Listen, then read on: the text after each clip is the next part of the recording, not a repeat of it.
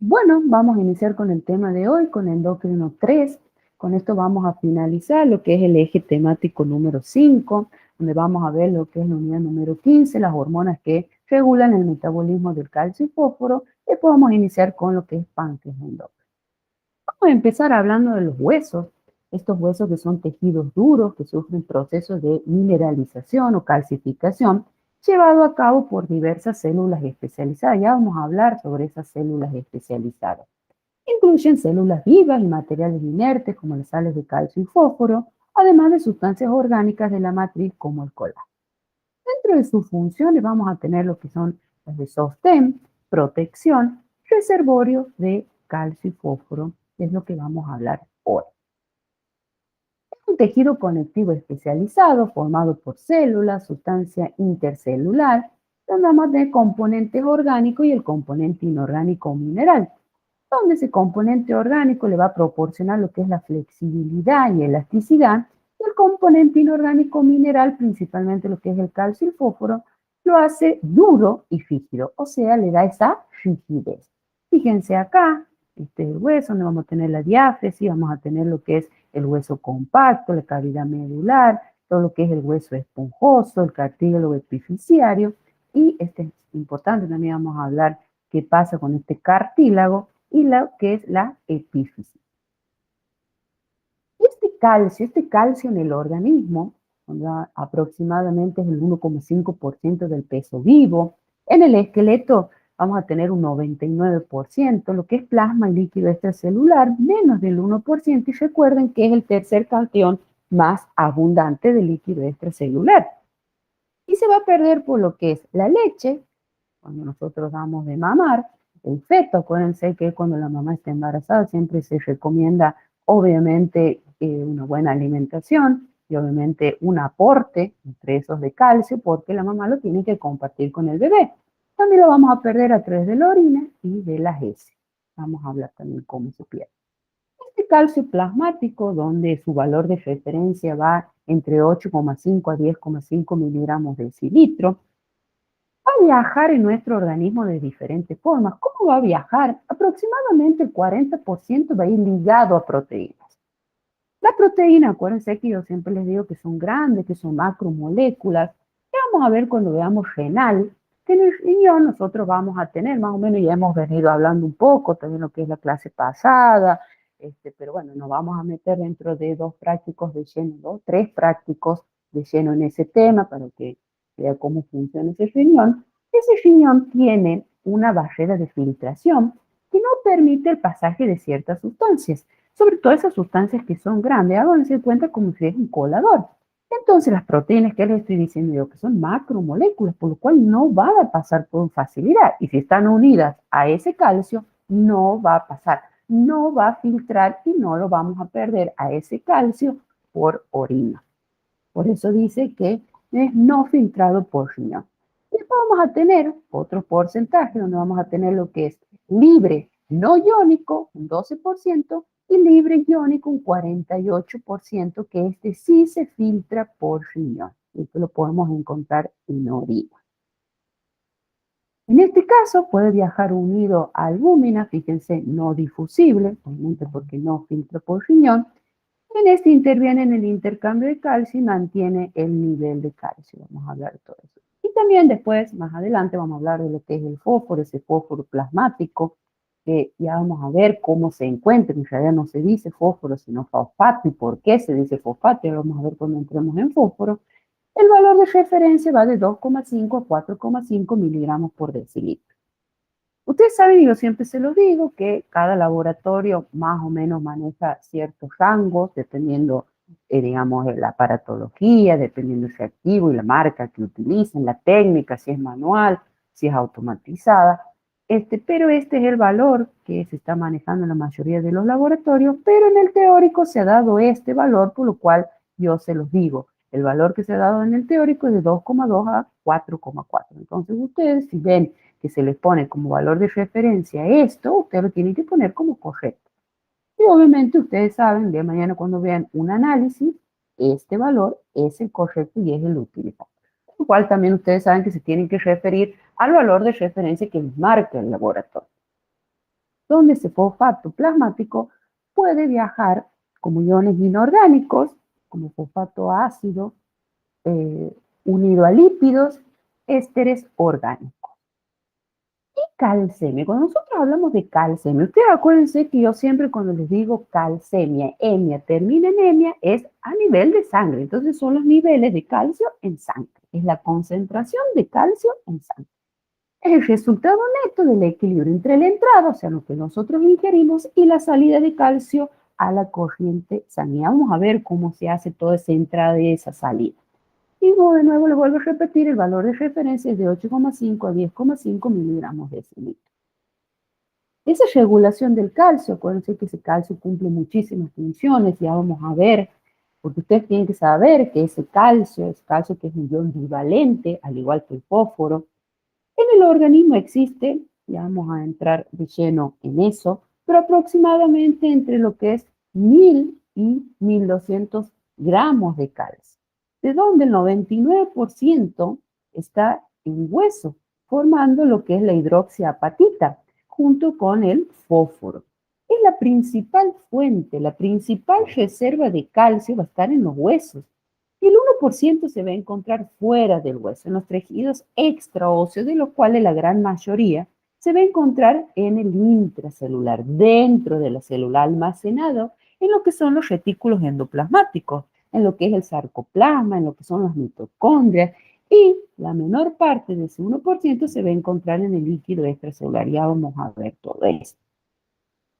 El calcio, como yo les decía, dentro de sus funciones más importantes va a tener dos funciones. Las funciones que va a ejercer, como ya les he dicho, a nivel extracelular, y si ustedes se acuerdan del calcio, y ahora lo vamos a ver bien clarito eso, porque fíjense, acá están algunas de esas funciones, y obviamente siempre se los repito, y saben que es muy importante el valor que va a tener, donde acá están bien, y se las tienen que saber muy bien a las funciones del calcio, pero como les decía, ustedes saben que ese calcio es un cofactor de los factores de la coagulación. ¿De cuáles factores? Vamos a tener del factor 7, del factor 9, del factor 10. Además, a nivel extracelular, interviene obviamente en lo que es la mineralización de los huesos, que es lo que estábamos hablando recién, de todo lo que son los dientes, sirve como cofactor para la adhesión intracelular, para la adhesión entre diferentes células entre sí.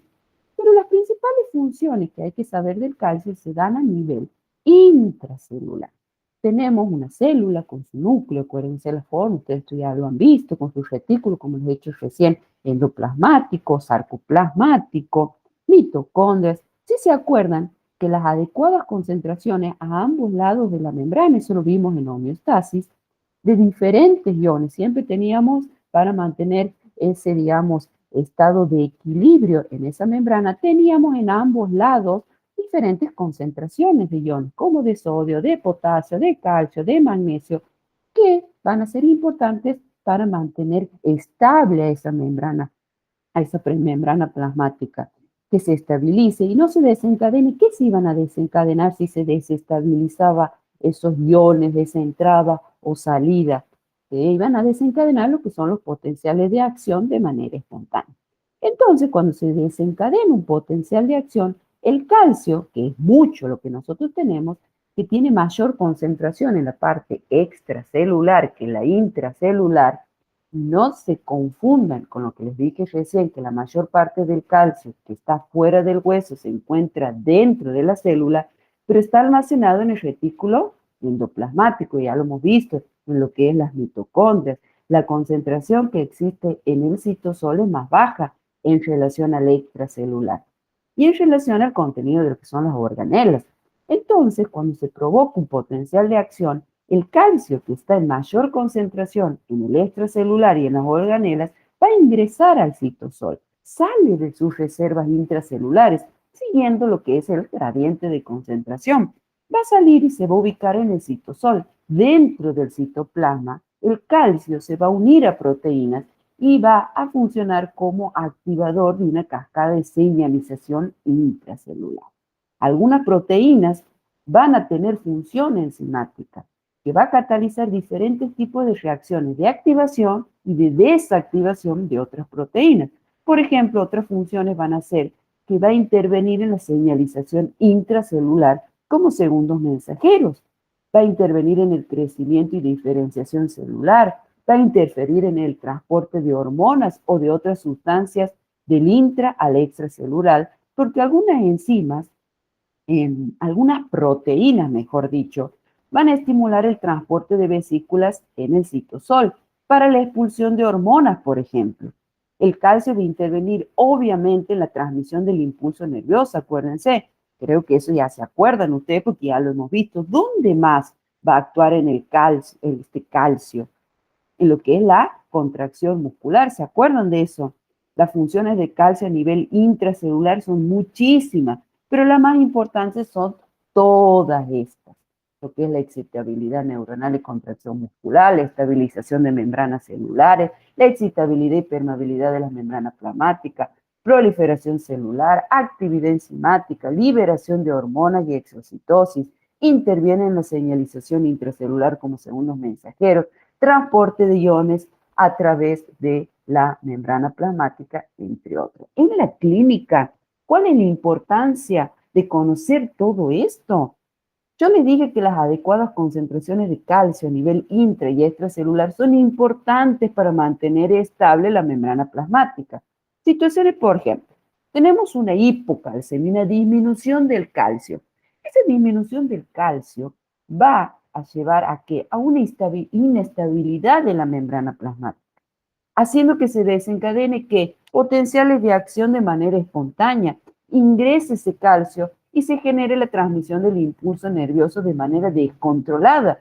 El paciente, cuando el calcio está bajando, va a empezar a sentir lo que se llama parentesias, o sea, es como que está con un hormigueo en el cuerpo.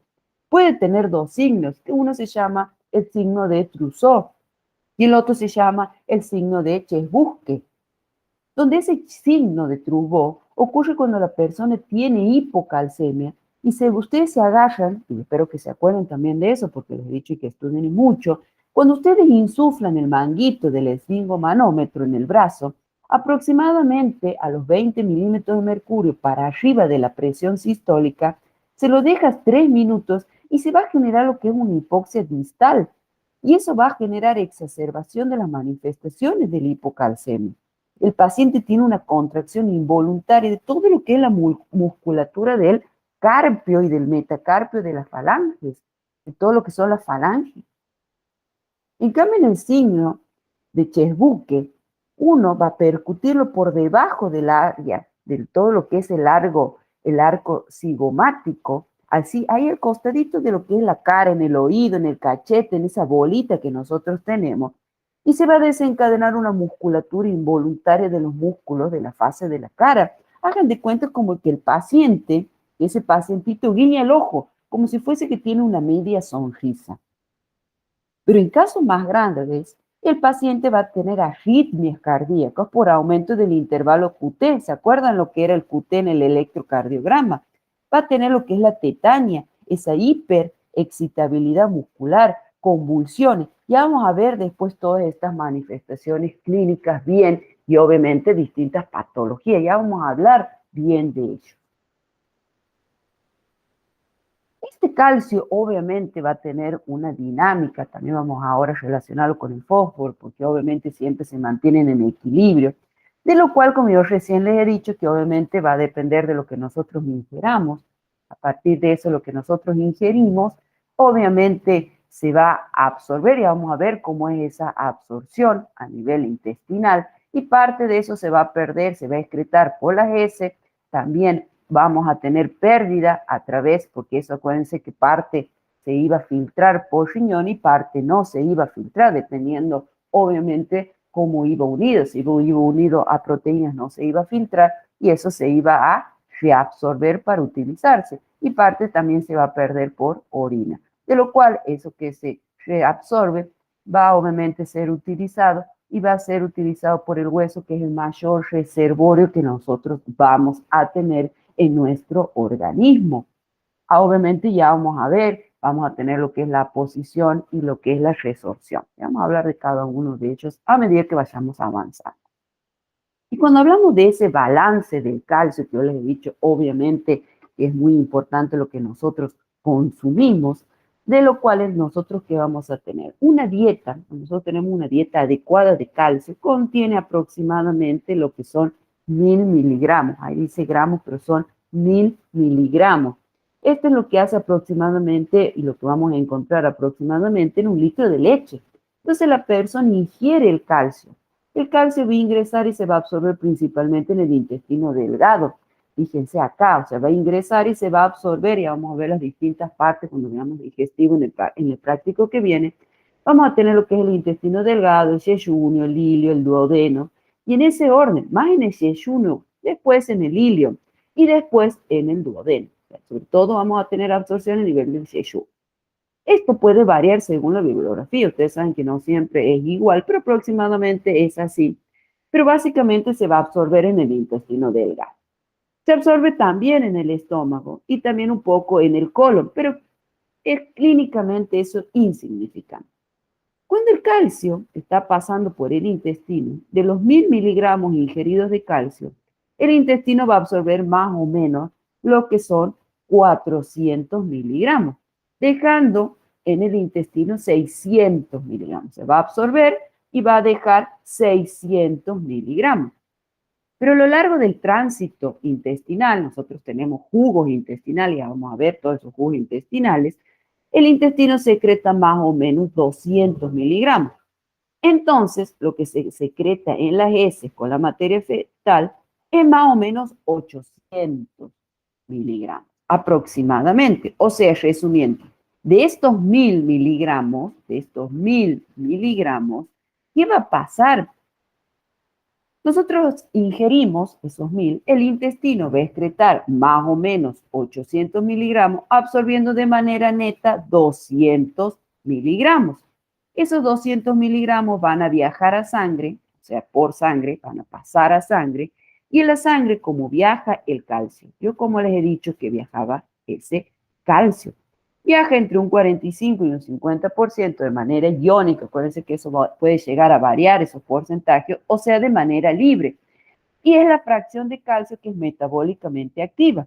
El calcio que está libre, el iónico, es el calcio que va a ejercer sus funciones. Otro 40% más o menos circula unido a proteínas, principalmente a quién, a la albúmina. Acuérdense que también ya hemos hablado que esa albúmina es transportadora. Y más o menos entre un 10 y un 15%, dependiendo, como les vuelvo a repetir, de la bibliografía, viaja en la sangre formando complejos con el fósforo, con el citrato, con el bicarbonato.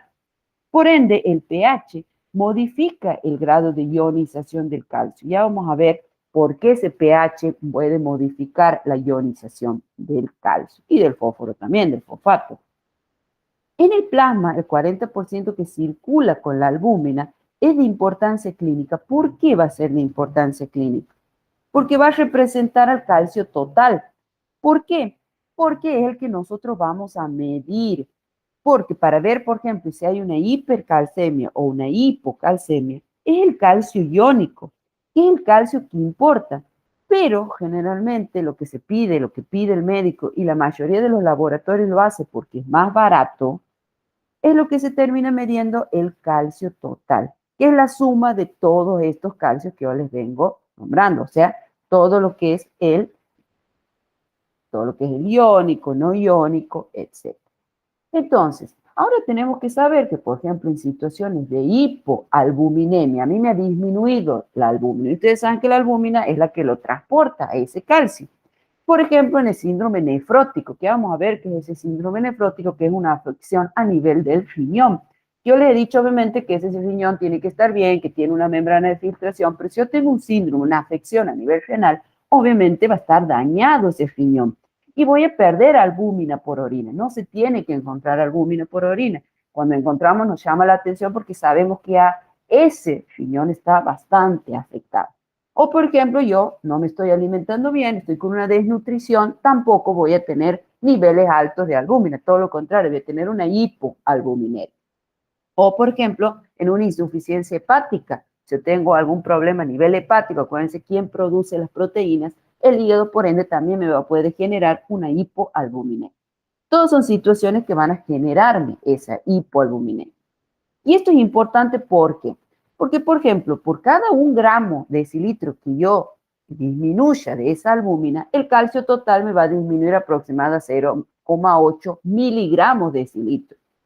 Y el aparato obviamente me va a medir el calcio total. Entonces, ¿qué va a pasar? ¿Cuál es la importancia de entender esto? Que aproximadamente que el 10 a 15% de ese calcio que circula unido, y obviamente que también eh, va a circular unido, y acuérdense que voy a tener ese 10-15%, estaba unido a quién, al fósforo, al citrato, al bicarbonato, existen distintas enfermedades que van a aumentar el fósforo a nivel sanguíneo, situaciones de hipofosfatemia, por ejemplo, en casos de lisis tumoral, cuando yo tengo grandes neoplasias, que están en abundante tejido necrótico, están en constante crecimiento y muerte, me van a generar muerte celular dentro de la célula.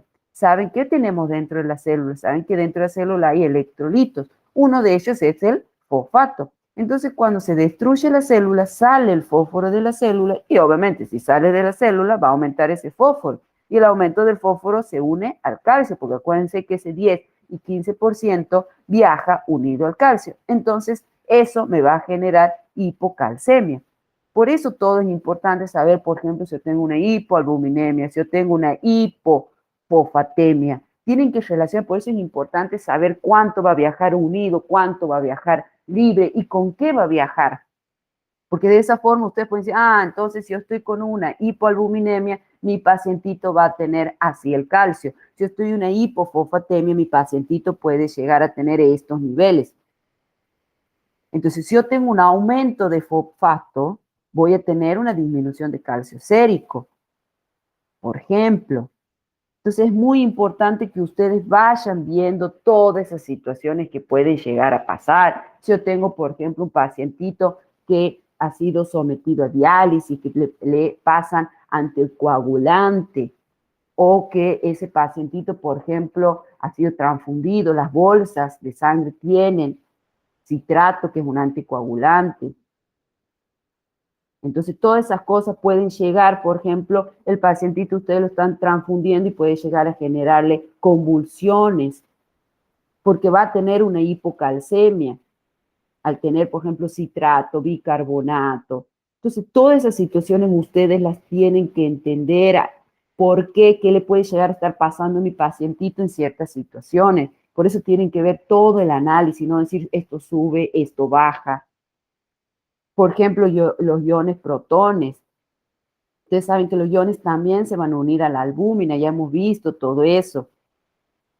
Acuérdense de esos valores de pH, que es muy chiquitito, 7,35, 7,45, y si varía muy poco puede llegar hasta la muerte de ese paciente. Y por ejemplo, en situaciones de alcalosis, ¿qué va a pasar en esas situaciones de alcalosis? Se va a separar la albúmina. ¿Para qué? Para normalizar ese pH. Entonces, cuando se separe esa albúmina de esos iones protones, va a dejar los sitios libres en la albúmina y se va a hacer, se va a unir al calcio. Entonces, cuando se une ese calcio, voy a tener manifestaciones clínicas. Ustedes van a ver que ese pacientito está muy ansioso, hiperventilado, va a tener contracciones musculares, flexores, todo lo que es el carpo. Parece que tuviese la mano en cangrejo por esa hipocalcemia.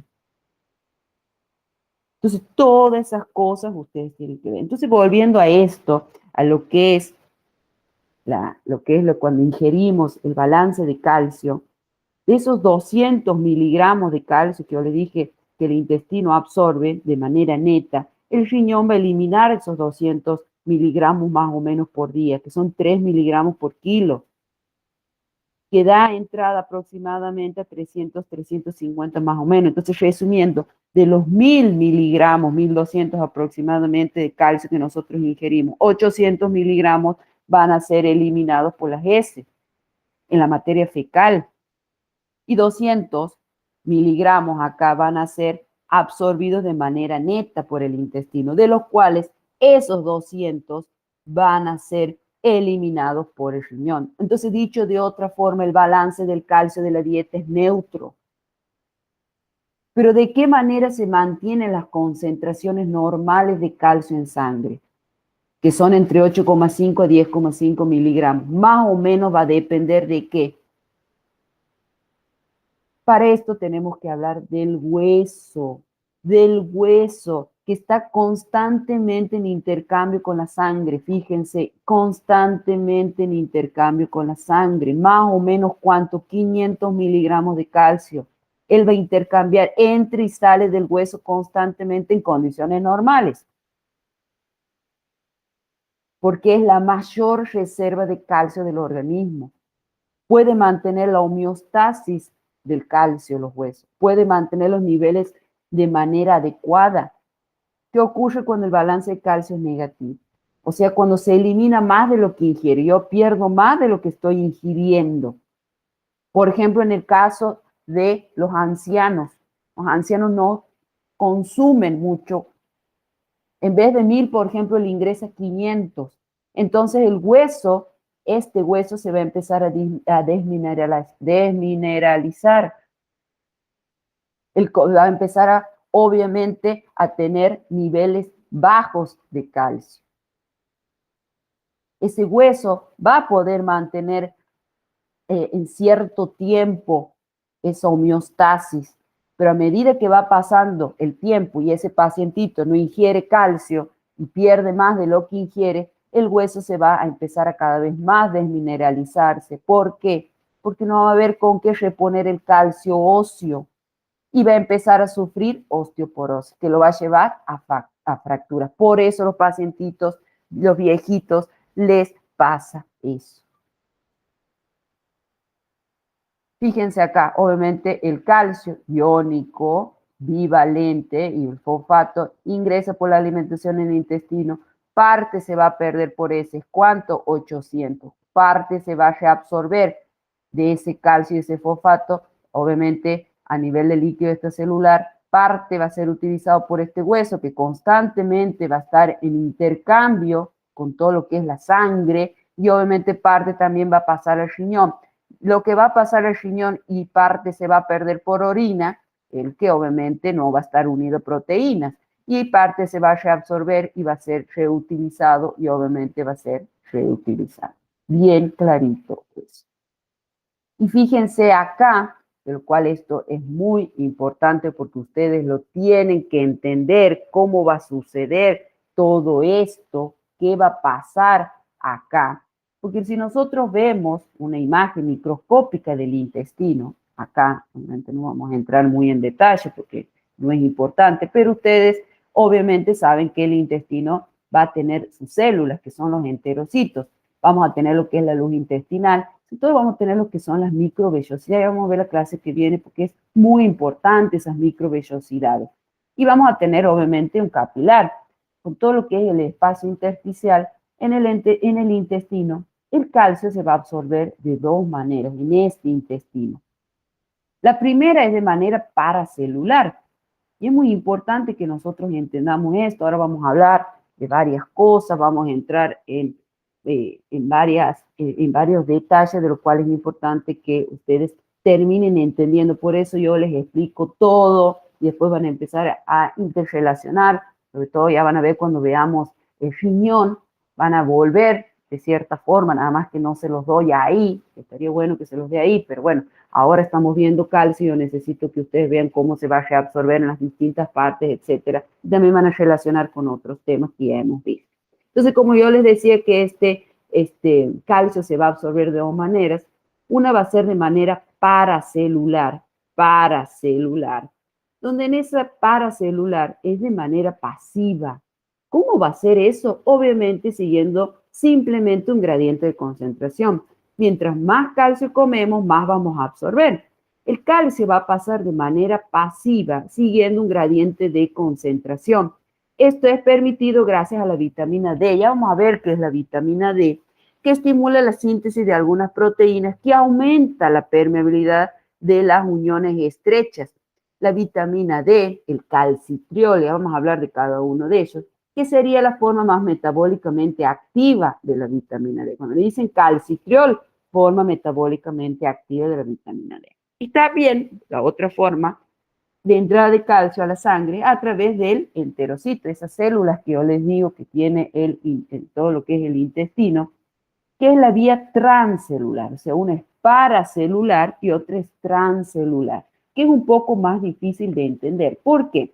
Porque el calcio, siguiendo su gradiente de concentración, ingresa por canales del enterocito, que obviamente es el que va a actuar en esta transcelular, en esta vía transcelular, canales específicos del enterocito. El calcio pasa por un complejo, acuérdense que les he dicho que tiene vellosidades ese intestino. Ese complejo se va a llamar, que nosotros ya hemos hablado un poco de él, el complejo actina, miosina, calmodulina, calmodulina, calmodulina.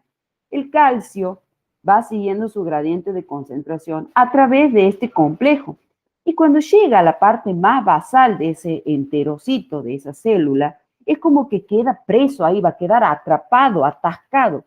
La vitamina D, y sobre todo el calcitriol, que es el 1,25 hidroxivitamina D. Ya vamos a hablar de cada uno de esos, por eso después, obviamente, para que terminen de entender y después terminen de unir, porque no los puedo dar todo junto, que es la forma metabólicamente más activa de la vitamina D, va a actuar a nivel nuclear, el núcleo de la célula, y va a estimular la formación de unas proteínas llamadas calvindina, la calvindina D, que se habla mucho, sobre todo en estos tiempos, que son proteínas cuya síntesis es estimulada por el calcitriol.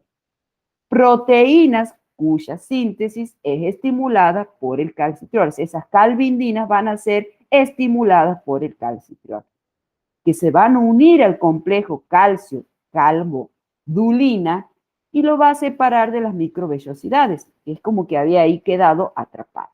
Y la calvindina, el complejo calcio-calvindina, va a ser transportado hacia la membrana vasolateral y va a ser como si fuese extruido a través de esos transportadores, donde nosotros vamos a tener dos tipos de transportadores. Transportadores de sodio y calcio, los cuales, ¿qué van a meter? Me van a meter sodio y me van a sacar calcio de la célula. Y también, les he dicho que son dos transportadores. Uno es el sodio-calcio y otro es el ATPasa. Ese ATPasa, pero es específica de calcio. Acuérdense que el ATP pasa a ADP. Entonces, la vía paracelular es pacífica. Se absorbe siguiendo su gradiente de concentración y la vitamina D ayuda a que esto ocurra. En cambio, la vía transcelular gasta energía. Fíjense, uno es a través de procesos pasivos, facilitada, sin gasto de energía, y el otro es un transporte activo con ATP con gasto de energía. Es una forma activa de absorción del calcio. Bien clarito todo esto. Y nosotros obviamente vamos a tener regulación del calcio y del fósforo o del fosfato plasmático a través de mecanismos físico-químicos y a través de distintas hormonas, de lo cual es importantísimo que se la sepa. Vamos a tener hormonas hipercalcemiantes y hormonas hipocalcemiantes. Acuérdense que esto es un estado de equilibrio dinámico. Entonces siempre van a tratar que si aumenta o disminuye, ellas compensar este cambio que está ocurriendo. De lo cual, obviamente, todo lo que venimos hablando hasta este momento, y como les digo, diferentes cambios que vayan ocurriendo, por ejemplo, en la absorción, si tenemos algún problema de absorción por algo, o si no estamos ingiriendo, siempre van a actuar estas hormonas para compensar y que nosotros estemos en esos valores normales, esos valores de referencia de calcio.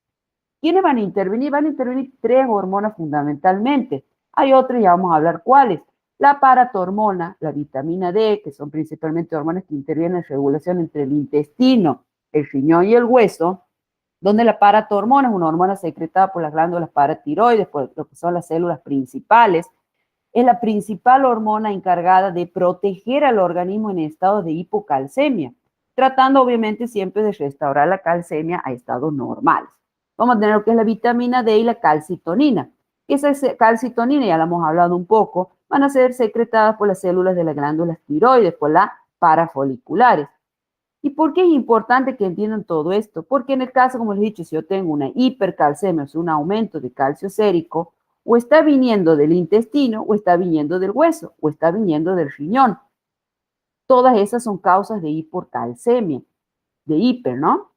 Por otro lado, cuando tenemos casos de hipocalcemia, disminución del calcio sérico o el riñón, está eliminando de más, por ejemplo. Si a mí por ejemplo, me disminuye el calcio, puede ser que el riñón me esté eliminando de más, o yo no esté absorbiendo, o por algún motivo el hueso, acuérdense que el mayor reservorio, está introduciendo el calcio al hueso y no me lo está entregando, no me lo está liberando. Entonces ustedes así tienen que relacionar y pensar, así tienen que razonar.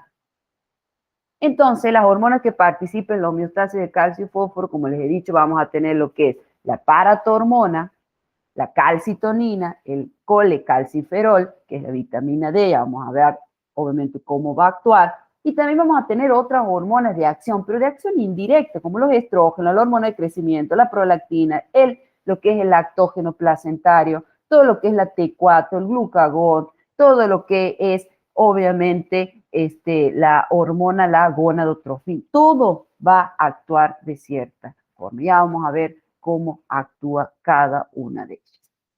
Entonces, ¿cuál va a ser la principal hormona que interviene en todo este transporte que hemos venido hablando acá, en todo esto? Porque nosotros, obviamente, cada una de ellas va a intervenir, que recién más o menos yo les he estado hablando. ¿Cuál es la que más va a intervenir en todo el transporte de cuando nosotros ingerimos? Porque actúa en cierta zona y vamos a ver cómo, la paratormona.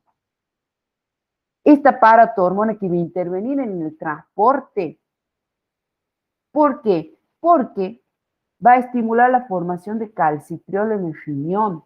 Gracias a la paratormona nosotros tenemos calcitriol que va a actuar en el núcleo sintetizando lo que son esas calvindinas que hemos hablado recién. Las calvindinas van a separar el calcio de esas microvellosidades, acuérdense que se había quedado ahí como guardado, y lo va a transportar hacia la membrana vasocelular, permitiendo su absorción.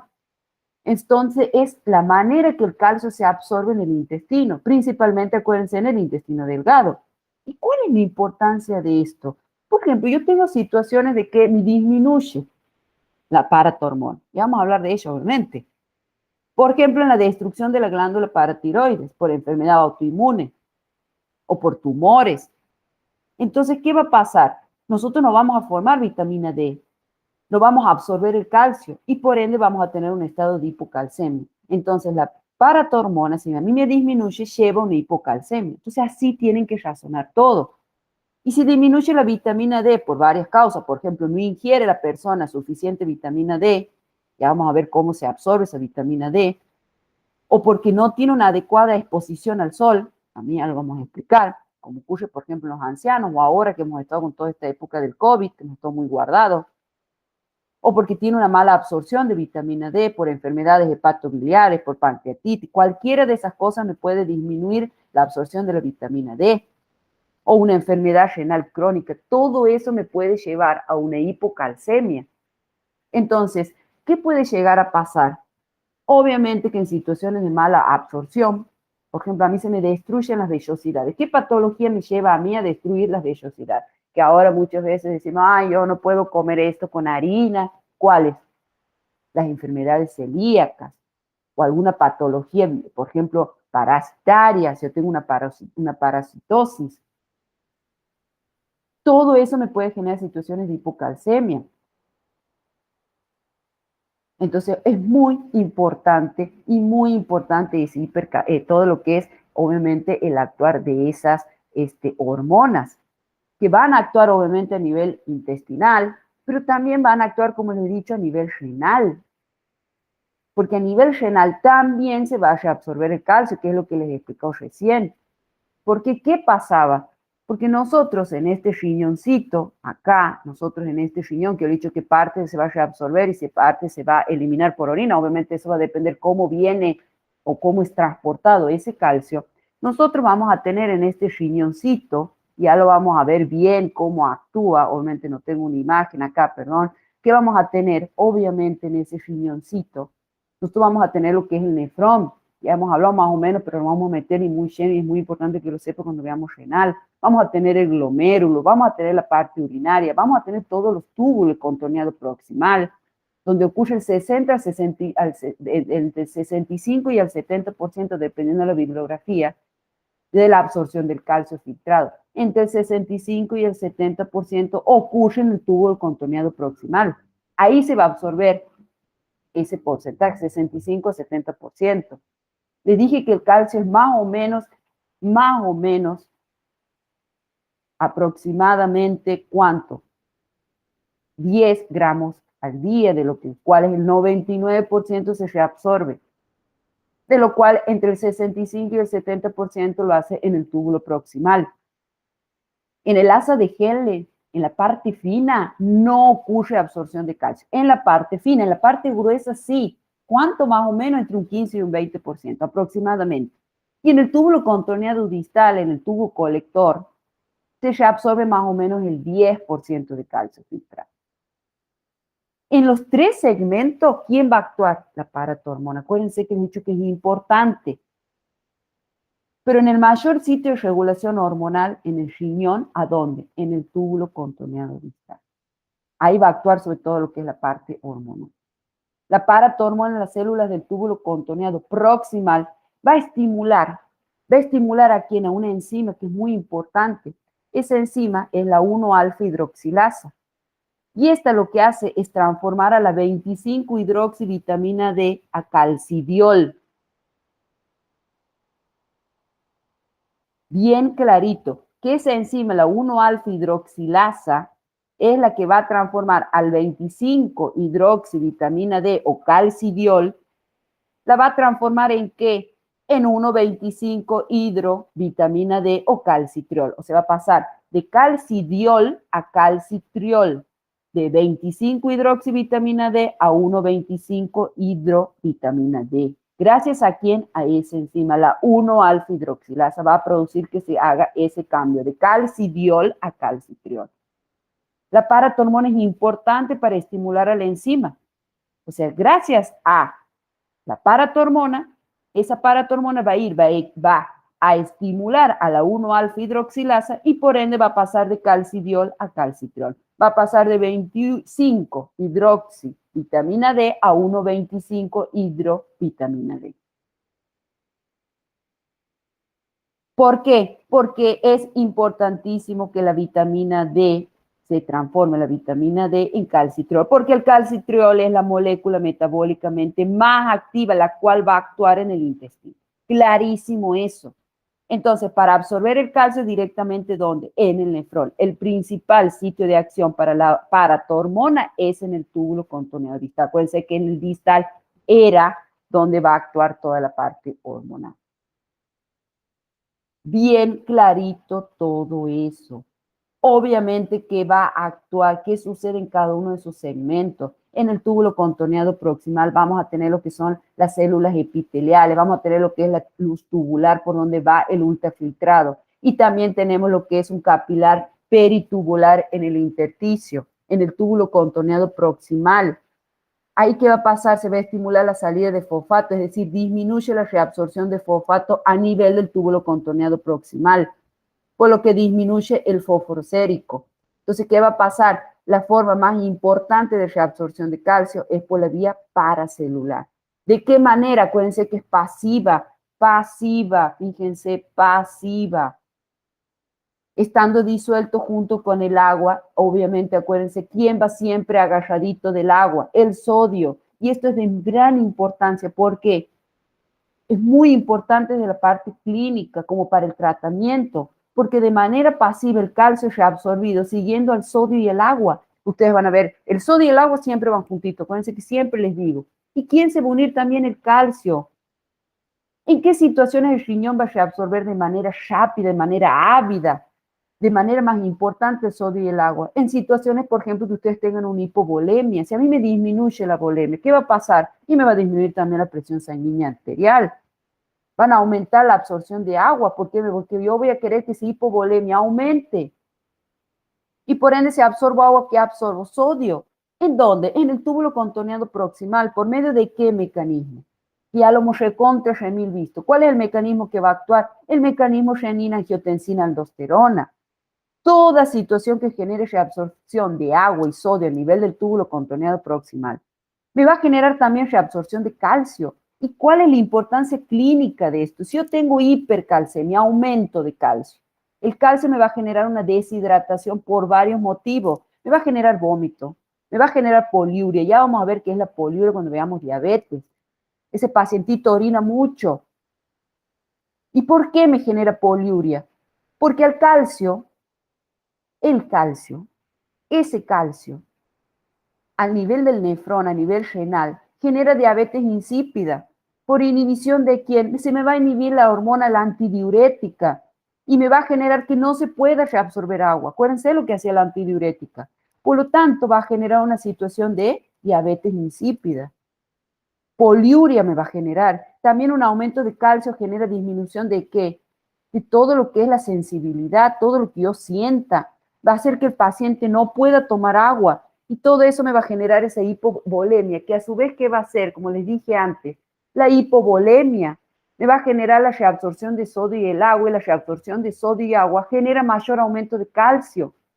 Entonces la hipercalcemia produce como si fuese un círculo vicioso, generándome más hipercalcemia, y esto es importante. ¿Y cómo ustedes piensan que se va a tratar un paciente que tiene hipercalcemia y manifestaciones clínicas graves? Generalmente va a ser un paciente deshidratado, vomitando, está poliúrico y no toma agua. Entonces el tratamiento automáticamente, ¿qué necesita ese paciente? Agua. Entonces, ¿qué va a hacer? Solución fisiológica endovenosa. Hay que restablecer urgente la volemia, restablecer esa volemia.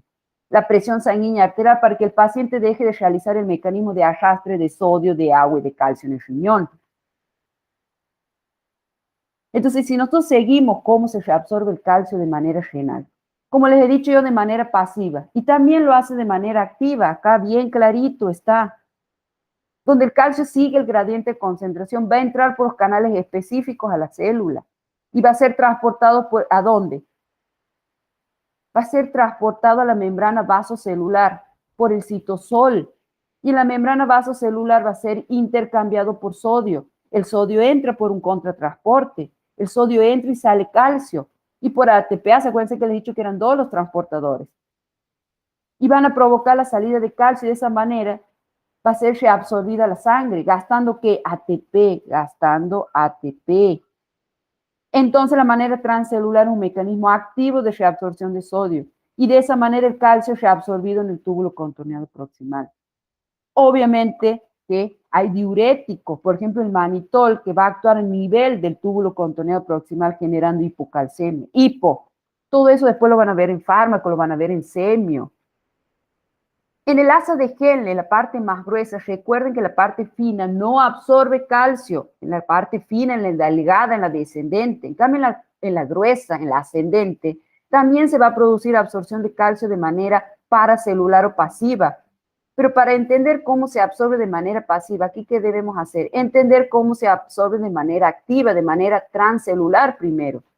Y todo eso comienza con ¿qué? Con la bomba sodio-potasio ATPasa, la cual va a meter potasio y va a sacar sodio.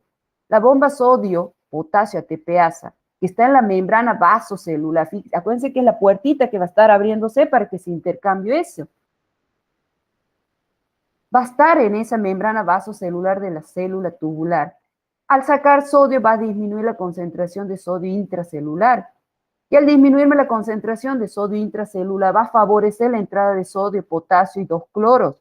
O sea, todo lo que es la bomba sodio-potasio, ATPasa, va a meter sodio y va a sacar sodio de la célula. Y de esa manera va a disminuir la concentración de sodio intracelular, y eso va a generar un gradiente para la entrada de sodio a través de este cotransporte llamado, ¿cómo se llama? Y me está entrando dos cloros, potasio y sodio, entonces se llama dos cloros, potasio, sodio, que es el famoso transportador en donde va a actuar ¿quién? Un diurético que muchos toman, que es la furosemida. Había una época que se tomaba eso para adelgazar, las mujeres viejas toman y tienen destruido todo lo que es a nivel hueso y todo lo que es a nivel renal. Lo destruye porque genera una hiperactividad del riñón. Y obviamente, ¿qué pasa? No se va a absorber el calcio, entonces tienen muchos problemitas, y también tienen problemas a nivel de la coagulación.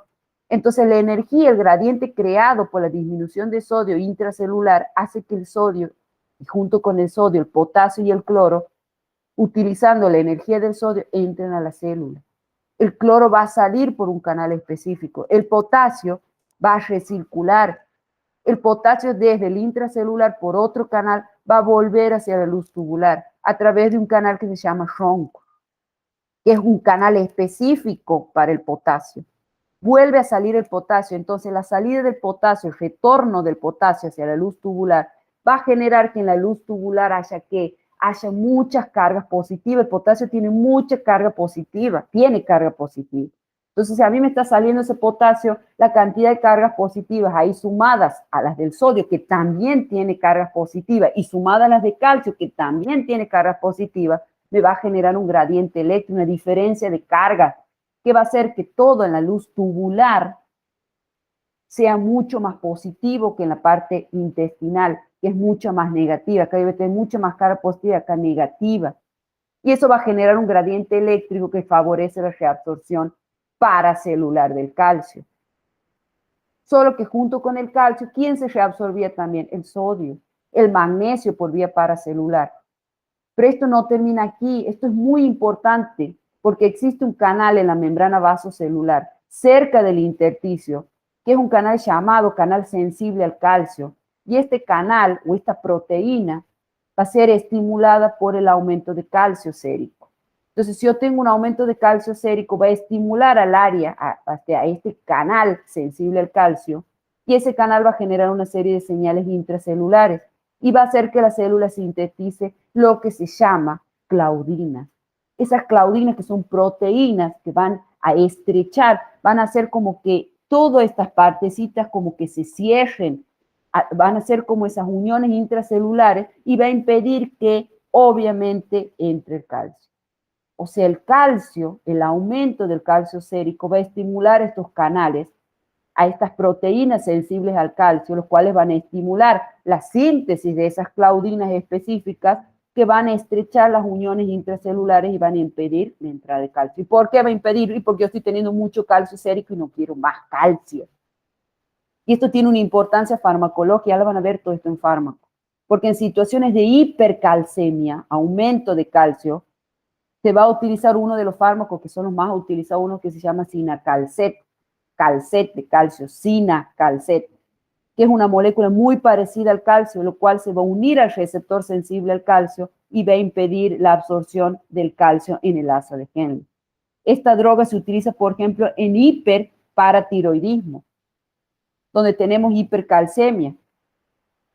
Y por otro lado, como obviamente yo les nombré anteriormente, la furosemida también va a actuar. ¿A dónde actuaba? En el 2-cloro-potasio sodio, en ese canal, impidiendo la salida o el retorno del potasio hacia la luz tubular e impide la generación de este gradiente eléctrico, generando entonces la furosemida, la hipocalcemia, la disminución del calcio y por lo tanto una hipercalciuria.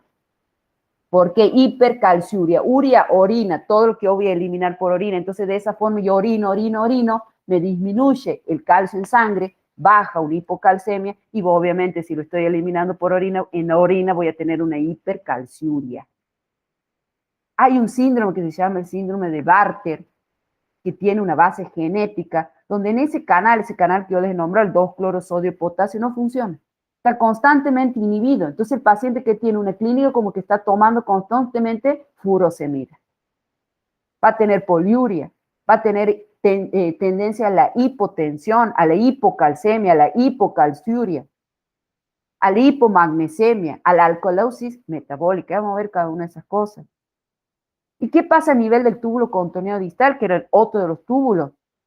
A diferencia del túbulo contorneado proximal y del asa de Henle, en donde la absorción iba a ser por vía paracelular, es importante, acá no hay, en el asa de Henle no ocurre absorción por vía paracelular, la absorción es por vía transcelular.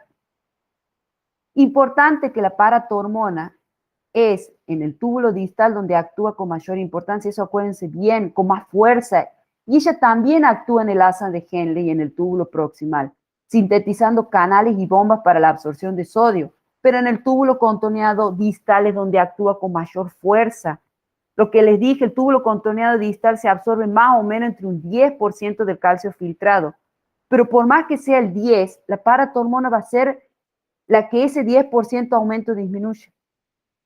¿Cómo se va a absorber aquí el calcio? Siguiendo 3 pasos. Uno es la entrada de calcio siguiendo su gradiente de concentración por canales específicos de la membrana tubular. O sea, el calcio dentro de la célula se va a unir a proteínas llamadas calvindinas, estas calvindinas, que van a transportar el calcio hacia la membrana vasolateral. Y el calcio va a salir por medio de contratransportadores. Siempre están esos contratransportadores que van a expulsar el calcio y van a meter el sodio a la célula. Y también pues la ATPasa específica para el calcio, que va a bombear el calcio hacia afuera de la célula. Entonces la vía transcelular es un mecanismo activo de absorción de calcio. La paratormona aquí va a estimular la síntesis de calvindina, acuérdense eso, y de las bombas también, de los canales. Entonces, todo eso, obviamente, para la absorción de calcio. Aquí también hay una proteína que es muy importante farmacológicamente, que interviene en el metabolismo de calcio. Tenemos un canal de sodio-cloro que absorbe sodio y cloro y es inhibido por un diurético, que ese diurético son los tiacídicos. Muchas veces se toma también el té porque dice que los té tienen ese diurético. Un tiacídico es la hidroclorotiacidina. Estos diuréticos, al inhibir el canal sodio-cloro, no van a permitir la entrada de sodio y cloro. Entonces el sodio y el cloro se van a eliminar por la orina. Y eso genera situaciones. Si yo estoy perdiendo sodio, acuérdense quién va a ir, obviamente el agua, y eso me va a generar una hipovolemia. Acuérdense siempre que junto con el sodio, y también en este caso con el cloro, el agua se va por arrastre, por mecanismo osmótico. Por ende, me genera una disminución de la volemia. Va a activar el sistema, obviamente si yo tengo una disminución de la volemia, ¿quién va a actuar? La renina-angiotensina. Y eso va a generar mayor concentración de sodio. Y si es de sodio, ¿de qué más? De agua. ¿A dónde? En el túbulo contorneado proximal. Y como les dije, cuanto más sodio y agua se reabsorben en el túbulo contorneado proximal, juntos se va a absorber ¿quién? El calcio. Entonces los diuréticos, por ejemplo, el tiacídico genera hipercalcemia, aumento de calcio en sangre, e hipocalciuria, disminución de calcio en orina. Al contrario de lo que ocurre con la furosemida, que genera hipercalciuria e hipocalcemia. Si ustedes tienen una persona hipertensa que tiene osteoporosis, ¿qué le van a dar? Tiacídico, para que aumente un poco el calcio en la sangre, o por ejemplo, las personas que forman piedras renales, que es muy común que formen esas piedritas que son tan molestas, tienen mucho calcio en la orina. ¿Cuál sería el tratamiento? De lo que son los diuréticos tiacídicos. Porque de esa forma, ¿qué va a generar? Una hipocalciuria. Hay otro síndrome que se llama el síndrome de Guillain o Gitelman, donde no funciona todo lo que es el cotransporte sodio-cloro. Es como que la persona está tomando constantemente estos diuréticos, estos tiacídicos. Y de esta forma, ¿qué pasa? Es como que el riñón en sus distintas partes reabsorbe calcio. En las células principales, acuérdense que obviamente en esas células principales, que ahora vamos a hablar bien, que actúa esta paratormona, en las membranas existe un receptor llamado receptores sensibles al calcio, que funcionan cuando nosotros tenemos una situación de, por ejemplo, baja de calcio iónico, que es el calcio metabólicamente funcionante. Entonces, cuando a mí me disminuye el calcio iónico, el receptor sensible al calcio va a sensar esa hipocalcemia y va a enviar una señal al núcleo para la síntesis y liberación de ¿quién? Y de la paratormona, que va a generar hipercalcemia. ¿Por qué? Porque es una hipercalcemiante. Y obviamente, si me genera una hipercalcemia, me va a generar una hipofosfatemia.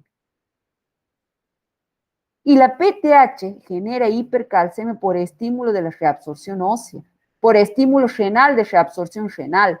Actúa la PTH a nivel de la síntesis de proteína transmembrana para la absorción de calcio, las bombas de calcio para la absorción. Y también a nivel renal, a nivel del túbulo contorneado proximal, va a estimular a esa enzima, la 1-alfa-hidroxilasa, y me va a generar la formación de calcitriol. Acuérdense que ese calcitriol va a actuar en el intestino aumentando la absorción de calcio y fósforo. Entonces, ¿de qué forma la paratormona aumenta la calcemia? por aumento de la reabsorción ósea, por aumento de la reabsorción renal y por aumento de la absorción intestinal de calcio a través de la síntesis del calcitriol. Bien claro todo ese mecanismo, cómo se produce la absorción, reabsorción y eliminación a través de, obviamente, el intestino y del riñón y cómo va a actuar esta hormona, esta paratormona ahí. Entonces ahora vamos a entrar ya directamente en lo que es estas hormonas. Nos vamos a tener la paratormona, que es hipercalcemiante, que es secretada, como les he dicho, por la paratiroides cuando hay hipocalcemia. Y sí, si es hiper, cuando hay un caso de hipocalcemia para regular, va a empezar a actuar eso. Aumenta el calcio y disminuye en plasma el fósforo. En el hueso aumenta la reorganización esquelética, aumentando el número de osteoclastos y la osteólisis. Ya vamos a ver qué son esos osteoclastos. En el riñón produce lo que es la reabsorción del calcio y la disminución de los fosfatos. Acelera la formación de los metabolitos activos de la vitamina D en el riñón, que es todo lo que les he explicado recién. Y a nivel intestinal estimula indirectamente la absorción de calcio, que también es lo que les he explicado todo recién para que entiendan cómo va a actuar ella. Fíjense, acá tenemos, obviamente, a nivel de lo que es la paratiroides, fíjense cómo va a actuar, obviamente acá tenemos un resumen, fíjense, obviamente, y ya lo vamos a ver, la calcitonina es un antagonista, no es como, es un antagonista de la paratiroides, de esta paratormona, perdón. Fíjense, es un antagonista donde cuando actúa obviamente yo tengo una baja en la concentración de sangre, va a actuar esta paratormona generando obviamente un aumento. ¿Cómo lo va a generar? Estimulando la liberación del mayor reservorio, que es el hueso, para que libere el calcio, obviamente, a sangre y de esa manera compensar y aumentar esos niveles de calcio en sangre. En cambio, si aumenta, ahora lo vamos a ver, va a actuar lo que es la calcitonina, para producir lo mismo, inhibiendo que este hueso libere ese calcio a la sangre. Esta paratormona, pase para el otro lado, se produce en las glándulas paratiroides, como le he dicho recién, su función es regular el metabolismo del calcio y el fósforo, de igual modo que la vitamina D es hipercalcemiante. Su liberación ocurre por disminución de la calcemia, es de naturaleza química, es una proteína de cadena simple. Luego el hígado la hidroliza en dos porciones. Una porción es el fragmento C, que carece de actividad funcional, y otra es la porción N con actividad biológica. Mecanismo de acción es indirecto. Va a actuar en el intestino, riñón y hueso. Ya más o menos recién hemos hablado en ese resumen que se los he presentado. A nivel del intestino, su efecto no es directo, sino por la 1,25-dihidroxi-D3. Ya vamos a hablar de ella y fíjense que todo esto ya venimos hablando, que es la activada por la paratormona que absorbe calcio y fósforo a nivel intestinal. A nivel renal, y fíjense que es lo que les explicó recién, activa la 25-hidroxi-D3 en 1,25-dihidroxi-D3. Esto desencadenará la reabsorción de calcio y la excreción de fósforo en los túbulos distales, con lo que en el plasma sucederá hipercalcemia e hipofosfatemia. Y en el hueso aumenta, fíjense, ¿no? Hipo. Y en el hueso aumenta la actividad de los osteoclastos ya formados y de nuevo osteoclastos a partir de células progenitoras. Esto desencadenará resorción ósea y aumento de la concentración de calcio y fósforo en el líquido extracelular. Hay que considerar que si bien los osteoclastos no tienen receptores para la paratormona, sí lo tienen para los osteoblastos. Estos últimos, por un mecanismo paracrino, activa la osteoclasta. A nivel del tejido óseo, esta paratormona actúa sobre receptores que se encuentran en los osteoblastos, es lo que acabo de decirle, pero va a tener obviamente lo que es a nivel de corto plazo y largo plazo. ¿Cómo va a ser a corto plazo? La paratormona va a actuar sobre esos osteoblastos que van a encontrarse los receptores y aumenta la formación del hueso de esa forma. Y a nivel de la paratormona, por elevación sostenida, cuando ya está mucho tiempo ese valor de paratormona, activa los osteoclastos a través de citocinas liberadoras por osteoblastos, produciendo resorción ósea con liberación de calcio y fosfato al plasma. El fosfato liberado se une al calcio, limitando el incremento de calcio libre. El calcio libre, no obstante, aumenta porque el fosfato liberado por el hueso es eliminado por riñón por acción de la paratormona. Además, la paratormona aumenta la reabsorción renal del calcio, aumentando la concentración de calcio libre en plasma. O sea, de esa forma produce ese aumento. Por otra parte, la paratormona activa la formación renal de calcitriol y este aumenta la absorción intestinal de calcio. Fíjense, acá está la célula principal, que es la que lo va a producir, el líquido extracelular, y fíjense, vamos a tener obviamente el ADN, se va a producir lo que es la transcripción, ARN, la traslación, y vamos a pasar la proparatormona, que obviamente vamos a tener lo que es la ruptura, donde va a ser producido el almacenamiento de esa paratormona, y lo que les he dicho recién, acá donde vamos a tener esos fragmentos, donde vamos a tener lo que es el fragmento C y el N, y obviamente eso va a ser liberado a líquido extracelular. Obviamente también van a actuar los aminoácidos en esta conversión de esta proparatormona, y va a actuar esa adeniciclasa, fíjense, y también a nivel de líquido extracelular esa paratormona también se va a disociar en fragmento C y fragmento N. ¿Cómo se va a regular la secreción de la paratormona? La paratormona es regulada obviamente por la concentración plasmática de calcio. Si a mí se me regula el calcio en sangre, va a parar su secreción. Si la concentración de calcio disminuye, o sea, una hipocalcemia, aumenta la secreción de paratormona. En cambio, si la calcemia aumenta, las células secretadas de paratormona reprimen su síntesis. Todo va a ser a nivel de ese equilibrio, si aumenta o disminuye. Si a mí me aumenta, listo, no se secreta más. Si a mí me disminuye al ser hipercalcemiante, se va a secretar de nuevo.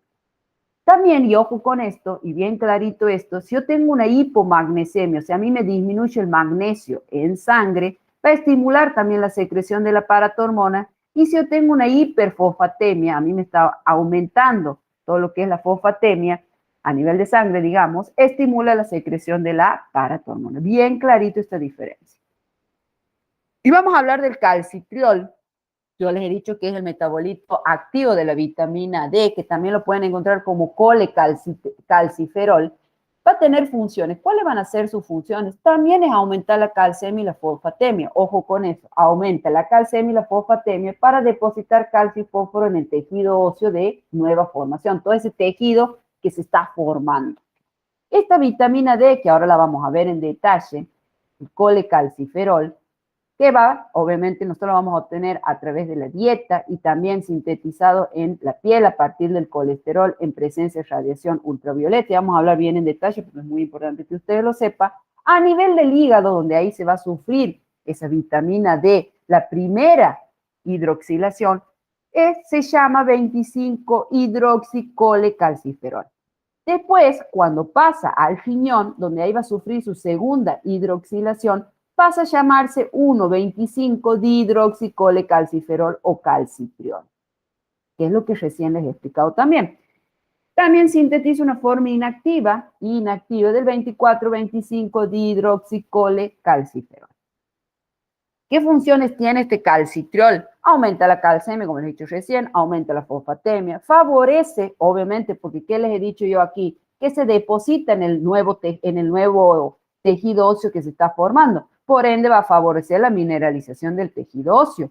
Aumenta la absorción intestinal de calcio y fósforo. Obviamente, de esa forma lo va a obtener ese calcio que se va a depositar en el hueso. Promueve la reabsorción intestinal de calcio y fósforo.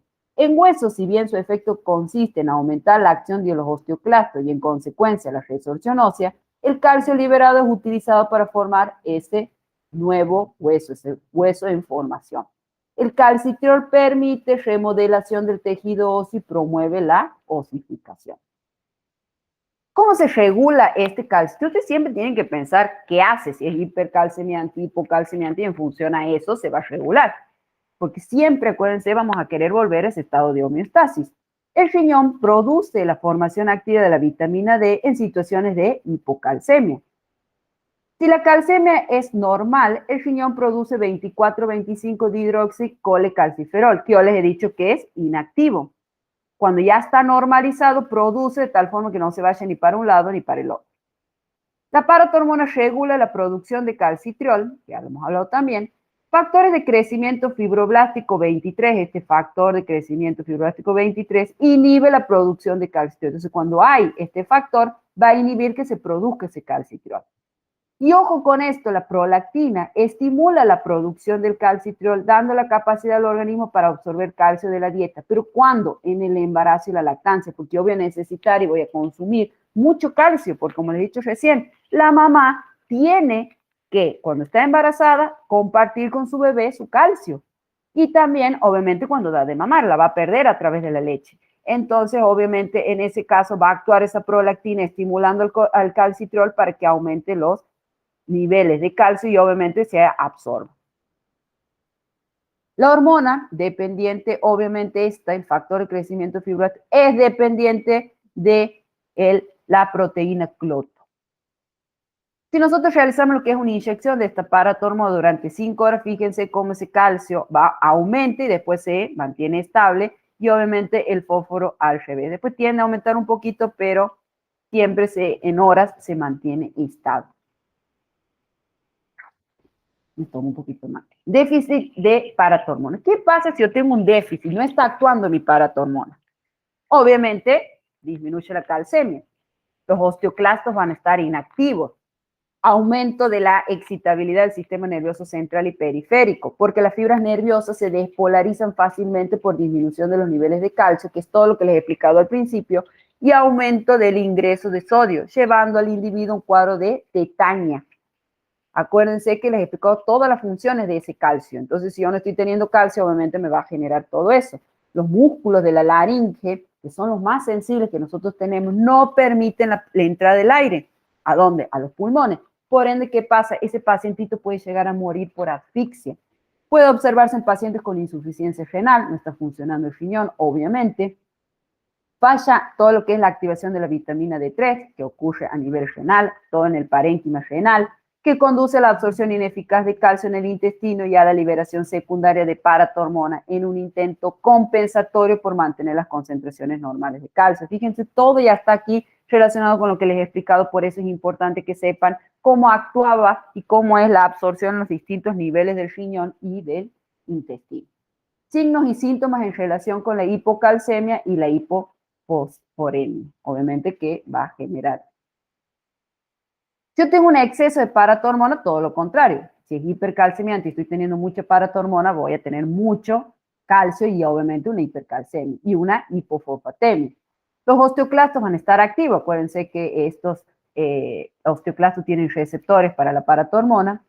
Van a estar activos que la resorción ósea excederá la formación, apareciendo áreas quísticas. Es tanta la resorción ósea que yo estoy teniendo que ya tanta producción de hueso que me empieza a generar quistes en los huesos y en los maxilares. Fíjense en esta radiografía, todos los quistes que empieza a tener ese pacientito, que se le llama saco bocado, lo que genera fracturas múltiples.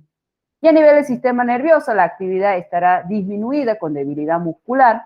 La hipercalcemia está asociada a posibilidad de calcificaciones distróficas como en el riñón. Acuérdense que les he dicho también que nosotros podíamos tener, obviamente, como piedritas en el riñón de calcio y obviamente imagínense si yo tengo mucho depósito a nivel de la vesícula, también las piedritas de calcio, a nivel de las glándulas salivales o pulpa dentaria. Acuérdense, fíjense, y eso es muy importante para ustedes, que se les produzca en todo lo que es la pulpa dentaria calcificaciones. La resorción ósea excede a la aposición y vamos a tener, como he dicho, áreas quísticas, que eso puede llegar a producir múltiples fracturas y enfermedades fibroquísticas. Y vamos a hablar de esa vitamina D, que ya se las he nombrado, a la vitamina D, que es el colecalciferol, que es hipercalcemiante. En la dieta hay pequeñas cantidades, no vamos a consumir mucho, es poquito lo que se ingiere. En la piel se sintetiza por previtamina D3, ya vamos a ver cómo. En el hígado se transforma en vitamina D3 inactiva, que es esa 25-hidroxicolecalciferol. Y en el riñón se va a convertir en la 1,25-dihidroxicolecalciferol, esa vitamina D3 activa, ahí se activa. Donde acuérdense que la paratormona estimula esta conversión, o sea, de 25-hidroxicolecalciferol a 1,25-dihidroxicolecalciferol. Y en cambio, como hemos dicho, la calcitonina es la antagonista, si la paratormona la estimula, la calcitonina la va a inhibir. Y fíjense acá esta vitamina D, que es un derivado de grupos esteroles, que regula la concentración de calcio y fósforo en el organismo, es de naturaleza esteroidea. Por ende, su mecanismo va a ser directo y va a tener síntesis. ¿Cómo se va a sintetizar esa vitamina D? Mediante una vía endógena y una vía exógena. Si hablamos de la vía endógena, nosotros vamos a tener la piel, la luz solar, y nosotros vamos a tener lo que es la 7-dihidroxicolesterol. ¿Por qué? Porque esta vitamina D se va a activar a partir de este 7-dihidrocolesterol. Se va a activar que se va a encontrar este 7-dihidrocolesterol abajo de la piel. Por ende, cuando nosotros tenemos, por eso ahora, con todo esto del COVID, sobre todo el año pasado, porque ya este año estamos saliendo, por eso, cuando no nos daban los rayos del sol, porque estábamos muy adentro, no teníamos vitamina D. Ha habido muchísimos, y casi todos, hemos tenido una baja en los niveles de vitamina D. ¿Por qué? Porque no nos daban el sol. Porque este sol va a activar a esta 7-dihidrocolesterol para que de esa forma active al colecalciferol y obviamente se transforme este 7-dihidrocolesterol por la acción de esos rayos solares, se transforme en lo que es el colecalciferol, que es la vitamina D3. Y si hablamos a nivel de vía exógena, y esto bien clarito, chicos, muy clarito esto y esto muy clarito. La vía exógena es obviamente a través de la alimentación. Es incorporada por la dieta, esa vitamina D3 que yo les he dicho que es muy poquita, ¿a partir de quién? De carne de pescado, de aceite de hígado de tiburón, de bacalao, entre otros. Es más, hay unas pastillitas que son de bacalao que se toman sobre todo las personas grandes para aumentar el consumo de esta vitamina. Se absorbe en el intestino por medio de las sales biliares y de este modo esta hormona es liposoluble. Se emulsiona y es captada por la mucosa intestinal. Es transportada por proteínas plasmáticas hasta el hígado, convirtiéndose en 25-hidroxi-D3, que es la forma inactiva. Bien clarito que es la forma inactiva. En cambio, ya en el riñón puede activarse solo en presencia de la paratormona. Acuérdense que sí o sí tiene que estar la paratormona. Hidroliza al carbono 1 transformándola en la 1,25-dihidroxi-D3. A esta la transforma en esta. Esto ocurre si la calcemia es baja, lo que permite que dichos niveles aumenten. Si ocurre un aumento de la calcemia, actuará en el riñón la calcitonina. Acuérdense que es hipocalcemiante, que va a transformar la 25-hidroxi-D3 en 24-25-dihidroxi-D3, que es un metabolito inactivo, permitiendo que los valores plasmáticos de calcio desciendan, siempre manteniendo ese equilibrio. Si está bajo el calcio, va a actuar esa paratormona, vamos a transformar la 25-hidroxi-D3, que es la forma inactiva, en la forma activa a nivel renal, que es la 1,25-dihidroxi-D3, gracias a esa enzima que hemos hablado hace rato, y obviamente de esa forma equilibraría. Pero ¿qué pasa si a mí me aumenta de más? Se me pasa esta paratormona un poco y ahí va a empezar a actuar la calcitonina para bajar y que entre en ese rango de valor normal. ¿Y cómo va a ser? Y va a transformar esta 25-hidroxi-D3 en esta forma inactiva, de tal manera que siempre trate de mantenerlo en ese rango. La vitamina D tiene 3 órganos blancos en los que ejerce su función: el intestino, el tejido óseo y el riñón. A nivel del intestino, en las células de la mucosa intestinal se forman proteínas fijadoras y transportadoras de calcio y fósforo para permitir la absorción del calcio y fósforo proveniente de la dieta. En el tejido óseo promueve la resorción ósea, aumentando la secreción de factores activadores de osteoclastos por parte de los osteoblastos. Y a nivel del riñón aumenta la absorción de calcio y fósforo en los túbulos renales, evitando de este modo su secreción en orina. Acá está resumido, no vamos a volver a repetir. A nivel de los rayos solares, va a pasar este 7-dihidroxicolesterol a vitamina D3. Acuérdense que esto va a ser, esta vitamina D3, vamos a el ingreso a través de la dieta y también todo esto que ya lo hemos repetido un montón de veces. ¿Qué alteraciones podemos tener por déficit de la vitamina D3? Raquitismo. Este raquitismo que va a ocurrir en niños y se va a tratar de una patología caracterizada por la mineralización deficiente de la matriz ósea. Hay pérdida de calcio y fosfato de los huesos con destrucción de la matriz, donde con resultado que vamos a tener unos huesitos blandos con malformación y van a ser curvos. Fíjense, este es un nenito normal y este es un paciente raquítico. Van a estar curvados. ¿Por qué? Porque no aguanta el peso esos huesitos. Entonces se curva, hace tanto peso que se empieza a deformar. ¿Qué síntomas vamos a tener? Raquitismo, esas piernas encorvadas, proyección del esternón hacia adelante, es como si fuese que tienen pechito de paloma, protuberancia en el tórax, que es como si fuese que tiene un rosario raquítico, cráneo asimétrico, que se dice cráneo en caja, escoliosis y cifosis y deformaciones pélvicas, dolor óseo en extremidades, columna y pelvis, aumento de el riesgo de fractura, obviamente es un hueso totalmente quebradizo, aumento de incidencia de caries dentales, retraso de la formación y erupción dentaria con hipoplasia amelodentinaria, retraso del crecimiento y desarrollo con baja estatura, calambres musculares y disminución del tono muscular. Fíjense, es impresionante, fíjense cómo tienen los dientecitos, fíjense todas las lesiones y obviamente esto es una radiografía, cómo tienen las piernitas curvas, no soporta tus huesitos las piernas.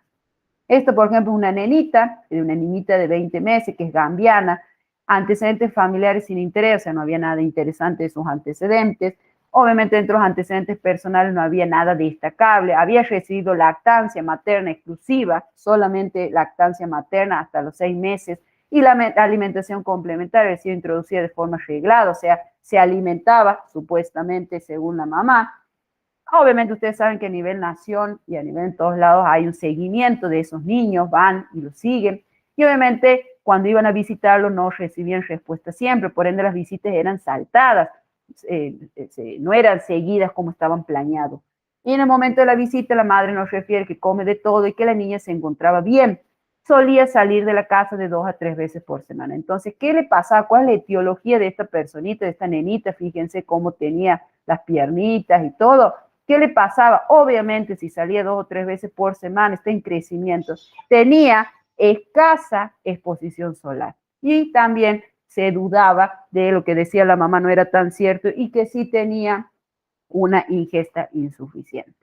Esto, obviamente, la clínica, no la voy a volver a repetir, se la he vuelto a poner, y obviamente, ¿qué se da? Se da un tratamiento de vitamina D, que puede ser durante un mes, que se da de 2.000 a 5.000, o una vez, que es una vía oral, que esta es fuerte, que es una dosis única. Por ejemplo, yo que tenía muy bajo el año pasado, 2 tenía de vitamina D, me la recetaron y la tomé, es una sola vez al año, que estaría muy bueno, nunca es malo, y si ustedes quieren la pueden tomar.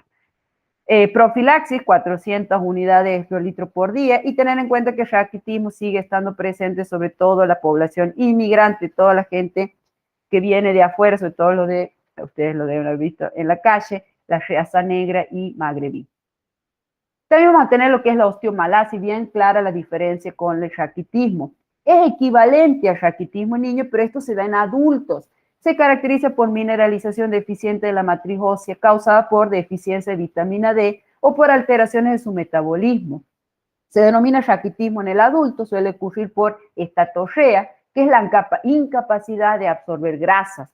Como la vitamina D es liposoluble y el calcio tiende a formar jabones insolubles con las grasas, ambas tienden a eliminarse con la materia fetal. ¿Qué pasa? Obviamente, como dice ahí, vitamina D es liposoluble, y el calcio se une a los jabones insolubles. Entonces, cuando se une, acuérdense que los jabones son grasas, se van a unir y lo vamos a perder de esa forma por la materia fecal. En otros casos puede ocurrir por la lesión renal crónica, por incapacidad de sintetizar la forma activa de la vitamina D. Por eso es tan importante todo lo que les he explicado.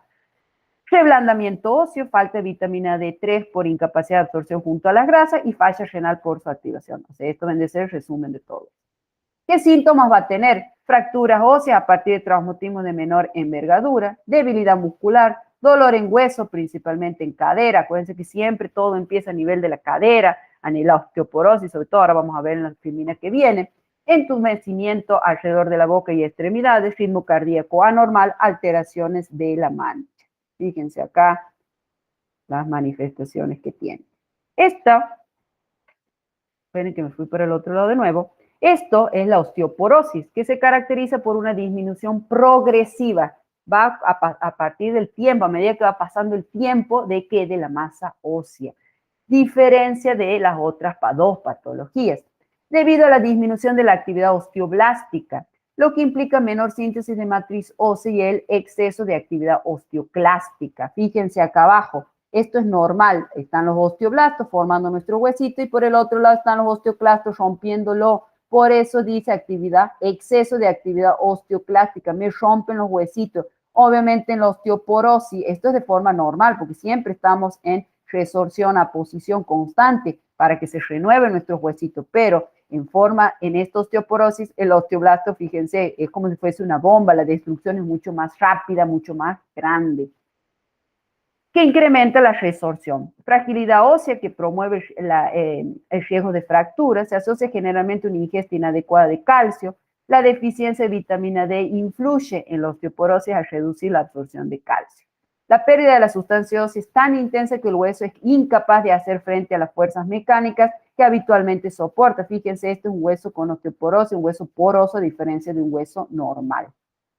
En las mujeres, la pérdida del hueso cortical se acelera alrededor de la menopausia debido al déficit estrogénico que disminuye la actividad osteoblástica, la matriz ósea y el depósito de calcio y fosfato. Fíjense lo importante que es y bien clarito eso. En cambio, en el varón, este efecto corresponde a la testosterona, pero se ve en edades más avanzadas que en la mujer.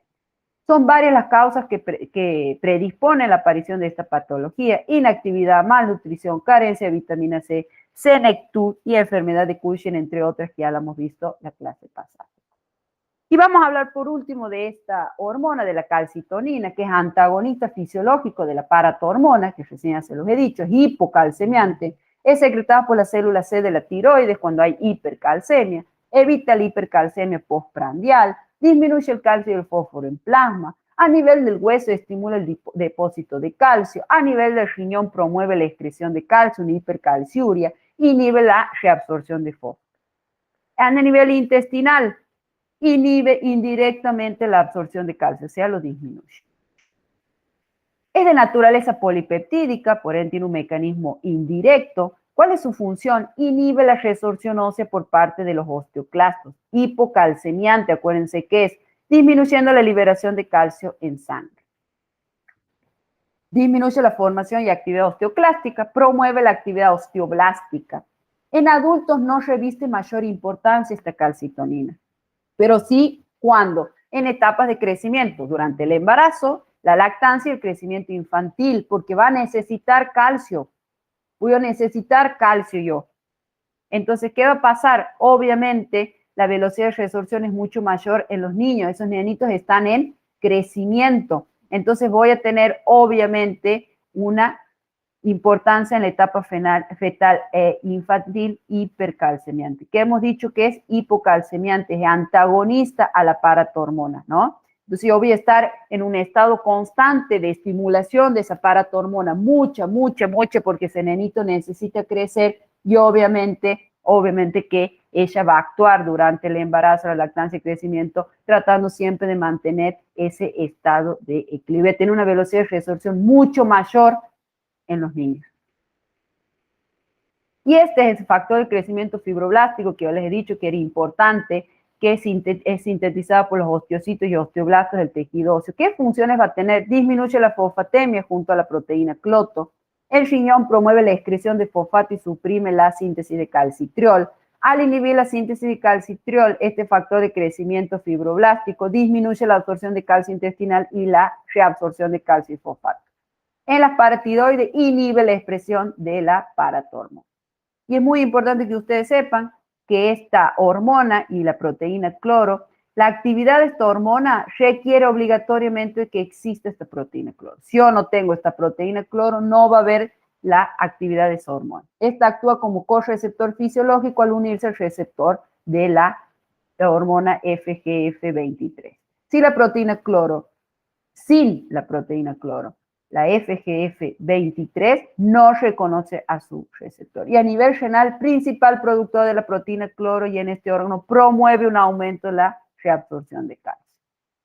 Y cuando hablamos de esta regulación hormonal del calcio, de este calcio, obviamente es todo lo que hemos hablado. ¿Cómo van a actuar? Fíjense a nivel intestinal, cómo va a actuar esa vitamina D, la paratormona que aumenta obviamente la absorción de calcio y disminuye la calcitonina, que vamos a perderlo a través de eso. Todo lo que ya venimos hablando, nada más que esto se lo pongo acá porque ya está relacionado cómo actúan esas hormonas. Fíjense que lo que se absorbe de calcio, obviamente, y de fosfato, ¿Cómo va a actuar? Fíjense, a nivel de todo lo que es el hueso, ese intercambio constante que voy a tener de calcio, que es el mayor reservorio. A nivel renal, ¿cómo voy a actuar? Obviamente esa vitamina D, cómo va a ser, si es activa o no activa. Bien, con este cuadrito después relaciona todo lo que hemos estado hablando a este momento.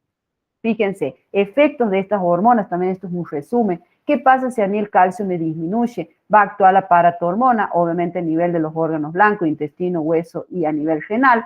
En el riñón, obviamente, si yo estoy necesitando, ¿qué va a hacer? Y va a absorber más calcio, ¿no? Porque yo estoy necesitando calcio. Entonces, de esta forma va a absorber. A nivel del hueso se va a producir la resorción del calcio, va a generar ese intercambio. Acuérdense que es el mayor reservorio. Y obviamente ahí va a actuar la vitamina D3, esa 1,25 dihidroxi D3 va a actuar obviamente para generar, acuérdense que a nivel del riñón se va a producir ese intercambio que va a pasar esa 25 hidroxi D3 a 1,25.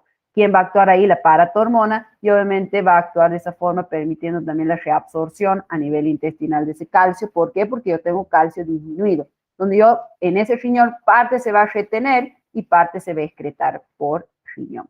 Y en cambio, si a mí me aumenta el calcio en sangre, ¿quién va a actuar? Su antagonista fisiológica, la calcitonina, obviamente que va a disminuir la absorción, no va a querer que se absorba, no va a querer que el hueso tampoco me intercambie y obviamente tampoco va a querer a nivel renal.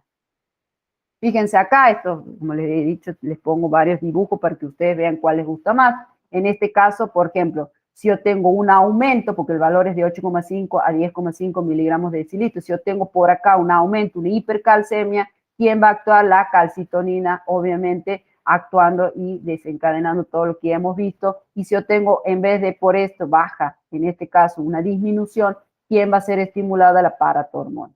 La calcitonina va a inhibir a esta paratormona para que no parezca, suceda todo esto. Y si yo necesito, va a actuar esta paratormona sucediendo todo esto a nivel renal, a nivel de la absorción intestinal, que ya lo hemos hablado, y obviamente que actúe toda esta reabsorción ósea con ese intercambio de calcio, aumentando el calcio disponible y obviamente regulando, ya sea si se necesita o no. Fíjense, ahí está obviamente separado, uno a nivel de la calcitonina y otro a nivel de la paratormona, se aumenta, digamos. Y ahora vamos a entrar a hablar de esto. Ustedes acuérdense que cuando nosotros hablamos del hueso en sí, ustedes tienen que saber que los huesos sufren un proceso de mineralización, que es la calcificación, donde vamos a tener matriz proteica y un fenómeno de precipitación de fosfato de calcio, dándole rigidez. Acuérdense como recién les he hablado de esas sales que vamos a tener.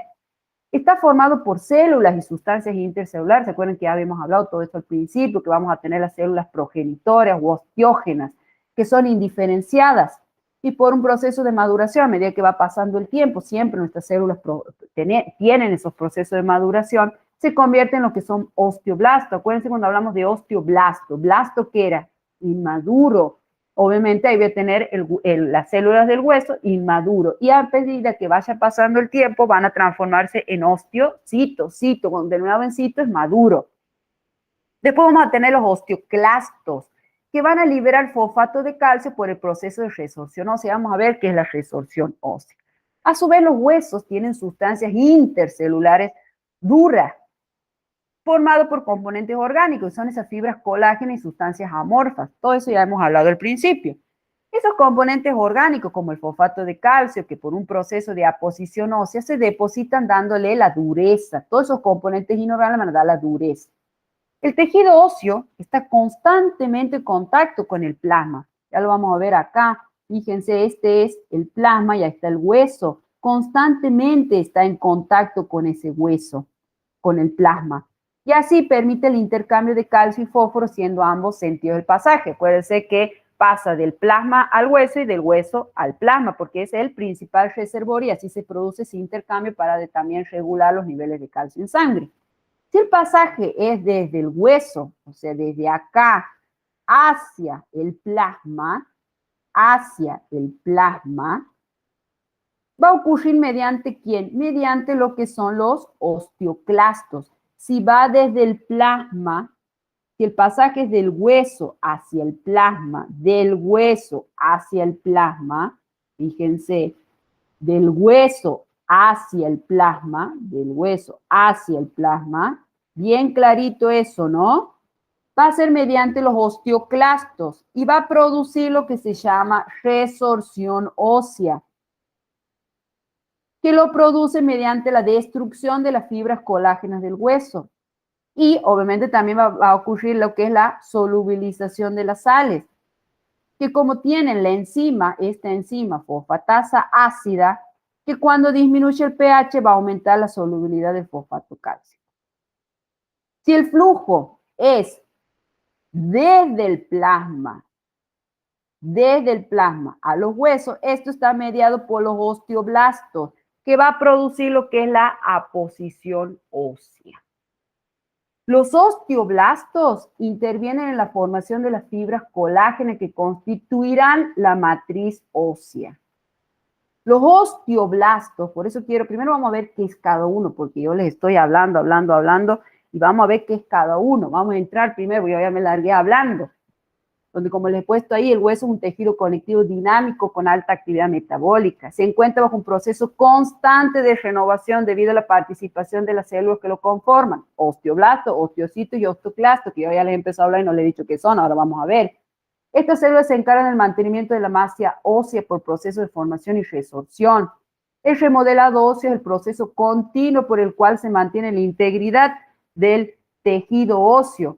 Su concepto central es la constante renovación del hueso, involucra la destrucción del hueso viejo y la formación de la posterior trama ósea, lo que recién les he dicho, constantemente se está formando y el otro está rompiendo, pero poquito, cuando hay osteoporosis, mucho. Diversos factores influyen en la regulación del ciclo remodelado, entre los que se desencadena el sistema intercelular proteico Shan-Shan ligando OPG, encargado de la activación y diferenciación de las células óseas. Fíjense, hemos estado hablando de esos osteocitos, estos osteoblastos, las células osteoprogenitoras, que van a ser las que van a iniciar todo, y los osteoclastos, que son los que van a producir la reabsorción ósea.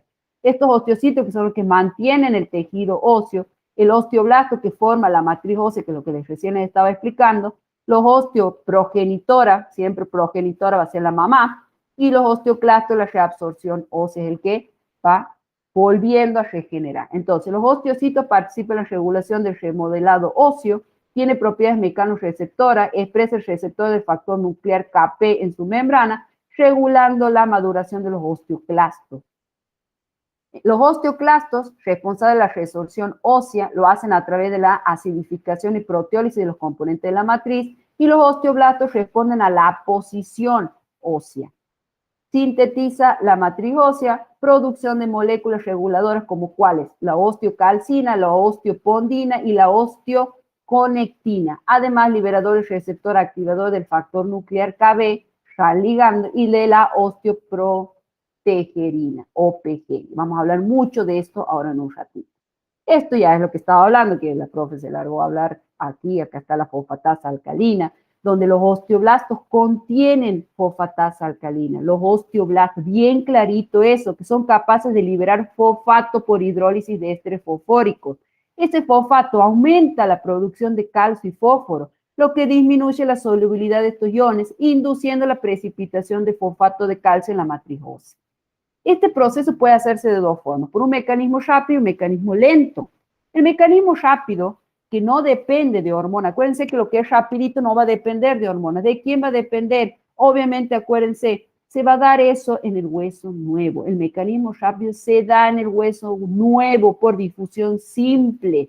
Puede ceder fósforo, calcio al plasma, que no nos da valores suficientes de calcio para llegar a los normales. Entonces, como no me da esos valores suficientes, vamos a tener lo que es el mecanismo lento.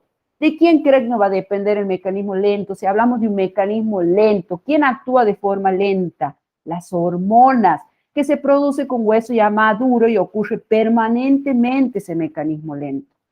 Y obviamente que dentro de todo esto nosotros vamos a tener hormonas que van a actuar, obviamente en esa regulación.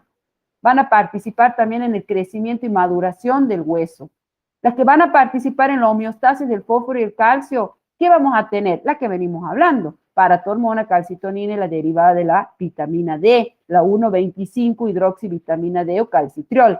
Y dentro de las que van a participar en el crecimiento y maduración, ¿cuál vamos a tener? Esto, fíjense, vamos a tener obviamente la somatotrofina, que va, obviamente, acuérdense, va a actuar como somatomedina, la insulina, que también actúa en la somatomedina, las tiroides también que van a actuar de forma estimulatoria en este crecimiento y maduración. ¿Y cuáles van a actuar inhibiendo los glucocorticoides? Obviamente cuando hay un exceso, y las hormonas sexuales. Acá tenemos, estoy bien clarito, se las tienen que saber a estas. Vamos a tener, por ejemplo, la insulina que actúa junto con la hormona de crecimiento para mediar el ingreso de sustratos para obtener energía. ¿Cuál más? Las tiroides, de forma directa o indirecta, promueven el crecimiento y maduración ósea porque actúan sobre quién, sobre la somatostatina. Fíjense acá. Entonces, la T3 y la T4 promueve el crecimiento y la maduración ósea en esa forma indirecta. Bien clarito eso. ¿Cuál más? La somatotrofina, que mediante la somatomedina promueve la proliferación del cartílago de conjunción, que hemos hablado al principio, que les he dicho que es muy importante. ¿Quién más va a actuar? Lo que son los glucocorticoides, que al ser catabólicas óseas, si yo tengo un exceso, inhibe la proliferación del cartílago de conjunción y por eso se limita el uso en niños. Las hormonas sexuales como la testosterona, estrógeno y progesterona, ¿qué va a pasar? Aumenta la actividad de los osteoblastos, promoviendo el aumento de la maduración ósea y el cierre del cartílago de conjunción, ocurriendo lo que es la osificación y la detención del crecimiento. Bien clarito todo eso, chicos. Bien clarito todo eso. Y acá, fíjense, nosotros, como yo les he dicho, que nosotros vamos a tener esos osteoblastos que se encargan de formar el hueso, que forman la matriz ósea, que tenemos la matriz en respuesta a la disminución del calcio iónico, que va a aumentar la paratormona, que va a aumentar sobre los osteoblastos. ¿Y qué van a hacer que los osteoblastos expresen en su membrana? ¿Qué? Van a expresar estos osteoblastos, esta formación ósea, lo que es el SHAN ligando. Van a ser secretados por los osteoblastos. Estos SHAN ligandos, que sería el ligante o ligando del receptor activador del factor nuclear kappa beta, y este ligando va a interaccionar con una célula. Fíjense cómo se van a llamar esas células: preosteoclasto o precursor del osteoclasto, que son osteoclastos que todavía no están activos, que tienen en su superficie que los receptores. Ese receptor, ¿para quién? Para el SHANK, receptor activador de factor nuclear KB. Y este receptor, al unirse al ligando, o sea, fíjense ahí, se han unido al SHANK ligando, va a desencadenar una serie de reacciones intracelulares, el cual va a transformar este preosteoclasto o precursor de osteoclasto y va a formar, fíjense acá, va a formar una célula gigante llamada osteoclasto, que es el osteoclasto maduro, el cual va a comenzar a liberar unas enzimas que son lisosomas. Van a empezar, fíjense acá está toda la maduración, como va a ir actuando. Va a liberar enzimas que son lisosomas. ¿Para qué? Para provocar la resorción ósea y va a liberar una serie de enzimas osteolíticas, rompe al hueso, que van a romper ¿a quién? A la hidroxiapatita, que le he dicho yo que está en la matriz, y va a liberar calcio que va a ir a la sangre y va a provocar una hipercalcemia y de esta forma se produce lo que es la resorción ósea. También vamos a tener una proteína, esta proteína OPG, osteoprotegerina que se llama, que es un factor inhibidor de la diferenciación, es un factor inhibidor, va a inhibir, fíjense acá está esta OPG, va a inhibir esta OPG, que la diferenciación de los osteoclastos. Por ende, ¿qué va a pasar? La OPG tiene una alta actividad protectora del tejido óseo, va a protegerlo, evitando la unión de esto, del SHAN ligando con el SHANK, e inhibiendo así la diferenciación del mejor dicho, del pre-osteoclasto a osteoclasto maduro. O sea, que se una esto y de tal forma me produzca esto. El sistema SHAN ligando OPG funciona como un regulador de la proporción, formación y resorción ósea. Las tres. Regulación de la proporción, formación, resorción ósea. Si hay un desbalance de la función o expresión de algún componente del sistema, puede llevar a la desregulación del ciclo de remodelado y generar modificaciones en la densidad mineral ósea. Bien clarito, chicos, esto, muy clarito. ¿Qué es la OPG? ¿Cuándo vamos a tener osteoblastos, osteoclastos? ¿Qué va a hacer cada una de ellas? Bien clarito, chicos. Bueno, y a nivel de los elementos dentarios y metabolismo del calcio, que es muy importante que ustedes lo sepan, futuros odontólogos, nosotros en la cavidad bucal, los huesos maxilares superiores e inferiores contienen los elementos dentarios y un grado de calcificación grande. Nosotros vamos a tener lo que son los ameloblastos y los cementoblastos, donde forman lo que es el esmalte. Fíjense acá, yo tengo el esmalte. ¿Y qué va a pasar? Forman lo que es el esmalte y lo que es el cemento radicular. Fíjense acá se encuentra todo lo que es ese cemento, fíjense, radicular, y acá está lo que es ese esmalte. Comienzan un proceso de atrofia y muerte celular, por lo que estos tejidos no poseen, y bien clarito eso, capacidad de reparación biológica una vez destruidos. Se destruyen los ameloblastos y los cementoblastos que forman parte de ese esmalte y de ese cemento radicular y no poseen la capacidad de reparación biológica una vez destruidos. En cambio, lo que son los odontoblastos, que son formadores ya de ¿qué? De lo que es la dentina, y responsables de la vitalidad de todo lo que es esto, fíjense, de todo lo que es la pulpa, fíjense, de toda esta pulpa dentaria persistente después de que sucede la calcificación, permitiendo conservar lo que es la actividad funcional de los tejidos. O sea, una vez formados los elementos dentarios, el intercambio iónico ocurre solo entre el esmalte y la saliva por absorción. Y entre los odontoblastos y la circulación sanguínea. Fíjense acá, tengo la circulación sanguínea, que es obviamente lo que es la zona terminal de la dentina, de la pulpa dentaria, perdón. Por lo tanto, no representa un depósito de calcio y fósforo intercambiado. No representa un depósito de calcio y fósforo intercambiado. Bueno, entonces vamos a entrar ya en el metabolismo del fósforo, ya rapidito para terminar este tema. Vamos a hablar, ¿qué va a pasar con este metabolismo del fósforo? Este fósforo, donde el fósforo siempre se encuentra unido al oxígeno en el organismo, porque cuando lean en los libros metabolismo del fósforo van a leer fosfato y no fósforo. Eso es lo que les vengo diciendo hace un rato. Y siempre se encuentra unido al oxígeno. Estos fosfatos pueden ser de tipo orgánico o inorgánico dependiendo del tejido. Y dependiendo de eso va a ser el predominio de un receptor al otro. Ya que en los tejidos blancos, por ejemplo, predomina lo que es el fosfato de tipo orgánico. Y en los tejidos blandos, el fosfato se va a encontrar formando parte de lo que son las macromoléculas. Que acuérdense quién les he dicho que son macromoléculas. Por ejemplo, las proteínas, también los lípidos, los ácidos nucleicos, los hidratos de carbono. Mientras que en los tejidos duros, como el hueso, y también en compartimentos como el plasmático, predomina el fosfato de tipo inorgánico. Haciendo diferencia al compartimiento plasmático, el fosfato se encuentra debido a ¿qué? Al pH. Y vamos a ver por qué. Porque obviamente tanto como fosfato diácido, como así también en forma monoácida, ya vamos a ver cuando es de diácido y monoácido, la relación de estos forman mono y o sea, va a ser monoácido y diácido dependiendo de este pH plasmático. El fósforo inorgánico del plasma se encuentra libre en un 55%. 10% aproximadamente va a estar unido a proteínas y un 35% va a estar acomplejado. O sea, tenemos un 55% libre y el resto está acoplado a cationes mono y divalentes, al sodio, al potasio, al magnesio, y pequeño porcentaje va a estar unido a proteínas.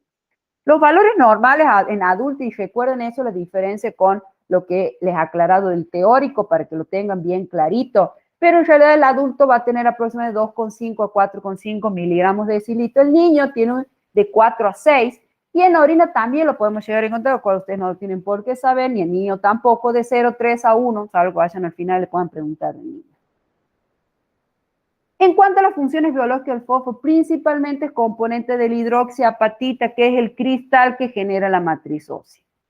También va a ser sustrato para la síntesis de importantes moléculas como el ATP, el AMP cíclico, el NAD. Ahora la vamos a ver a cada una de ellas. Entonces, la mayor parte del fósforo del organismo se va a encontrar como fosfato inorgánico. Constituye, junto con el calcio, la fase mineral del hueso donde se encuentra el 85% del fósforo del organismo. El 10% del fósforo circula unido a proteínas, siendo ultrafiltrable. La diferencia de concentración entre intracelular y el extracelular es de 2 veces. No necesita una regulación tan fina como el calcio. Fíjense acá, vamos a encontrar un 15% a nivel, obviamente, de todo lo que es el líquido extracelular y tejidos blandos, menos del 1%, y en el esqueleto un 85% con un fósforo total de 700 gramos aproximadamente. Como les he dicho, vamos a tener orgánico e inorgánico, el que se mide es el inorgánico. Esto se va a encontrar el orgánico en el interior de las células sanguíneas. Como les he dicho que dependía del pH, porque obviamente el sangre fosfato inorgánico es una mezcla de estos ácidos. Voy a tener los 3, diácido, monoácido y sin protones, y sus correspondientes ácidos. Se mide el total de fosfato y se expresa como miligramos de fósforo en decilitro. Como les he dicho, según el pH de la sangre, la proporción de las distintas formas. Por ejemplo, el pH, yo les he dicho que va de 7.35 a 7.45, la media es 7.4.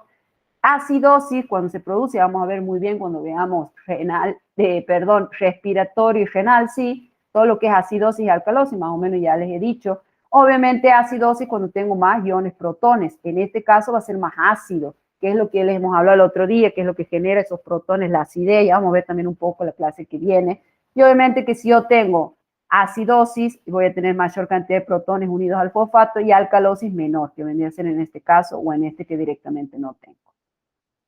¿Qué formas plasmáticas vamos a tener? Como les he dicho, unidos a cationes, sodio, calcio, magnesio, de forma libre en mayor porcentaje, y fosfato y proteína. ¿Qué funciones tiene? Interviene en la regulación del pH, desarrollo de procesos metabólicos orgánicos, regulación de enzimas orgánicas, tiene un papel importante en el aporte de oxígeno a nivel de los niveles del 2,3-difosfoglicerol, que lo hemos visto en la curva de la hemoglobina y en el ATP en los hematíes. Forma parte del sistema buffer de la orina y plasma, constituyentes de ácidos nucleicos, fosfolípido de membrana celular, obviamente, como recién he dicho, constituyentes del ATP, intervienen los procesos de almacenamiento de energía, ATP, constituyentes de huesos y dientes. Acá también tiene otras funciones, que más o menos es lo mismo, nada más por las dudas se los he puesto. La fosfaturia, acuerden cuando hablamos de urias en orina, depende de la forma directa de la ingesta de fosfato y de la absorción intestinal, siempre va a depender de eso, de cuánto se absorbe y cuánto se pierde.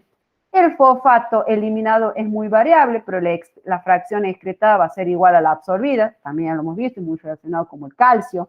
En la relación a filtración glomerular, a nivel de los glomeros, a nivel renal, la mayoría del fósforo es ultrafiltrable. Donde vamos a tener el fósforo ionizado y más los fósforos unidos a cationes, el 90% es ultrafiltrable. Y el fosfato más proteínas plasmáticas, el 10% no difunde a través de la membrana porque está unido a macromoléculas que son las proteínas. Y la reabsorción, el 85% del fosfato filtrado se reabsorbe. El 15%, obviamente para llegar a un 100, se elimina por óleo. A nivel del túbulo proximal, el 80% a través de cotransporte, sodio-fosfato, transporte pasivo e inhibido por fosfato y por la paratormona. Obviamente esto a nivel del túbulo proximal, un mayor porcentaje, un 80%, a nivel del túbulo distal, un 20%. La paratormona es el principal regulador de la eliminación final del fosfato, igual que el calcio, inhibiendo la reabsorción tubular. La vitamina D tiene un efecto similar, pero menos marcado. Cuando existe el clearance de creatinina, que es una prueba que se hace a nivel laboratorio, que lo que hace el pacientito, antes se hacía en 24 horas, el paciente juntaba orina en 24 horas y se medía cuánto había orinado. En función de eso, obviamente, en un día, y se evaluaba ahí todo lo que es la creatinina, si equilibraba con la cantidad de orina y también de creatinina y todo eso, se medía. Ahora ya se hace muestra helada, aunque siguen habiendo algunos médicos de la vieja escuela que prefieren ese clearance. Cuando el clearance de creatinina es menos a 25 mililitros, es decir, en un día el pacientito orinó menos de 25 mililitros por minuto, ¿no? Porque eso se hace un cálculo. Los incrementos de la paratormona no son suficientes y la eliminación renal decae produciendo hiperfosfatemia. Fíjense, el riñón filtra aproximadamente 6.500 miligramos al día, que son 5.720 miligramos se reabsorben un 88% y aproximadamente 780 miligramos se eliminan por orina, que es ese 12% aproximadamente. Vamos a tener lo que es el fosfato óseo a nivel del hueso. El principal depósito de fosfato, por la gran biodisponibilidad de fósforo de la dieta, no tiene un papel tan importante como si en el caso del calcio, por eso le explicó todo a nivel del calcio. Esto obviamente no es tanto porque no hay tanta biodisponibilidad. Las entradas de fosfato y calcio van en paralelo, siendo necesaria una adecuada concentración de fosfato para una correcta mineralización.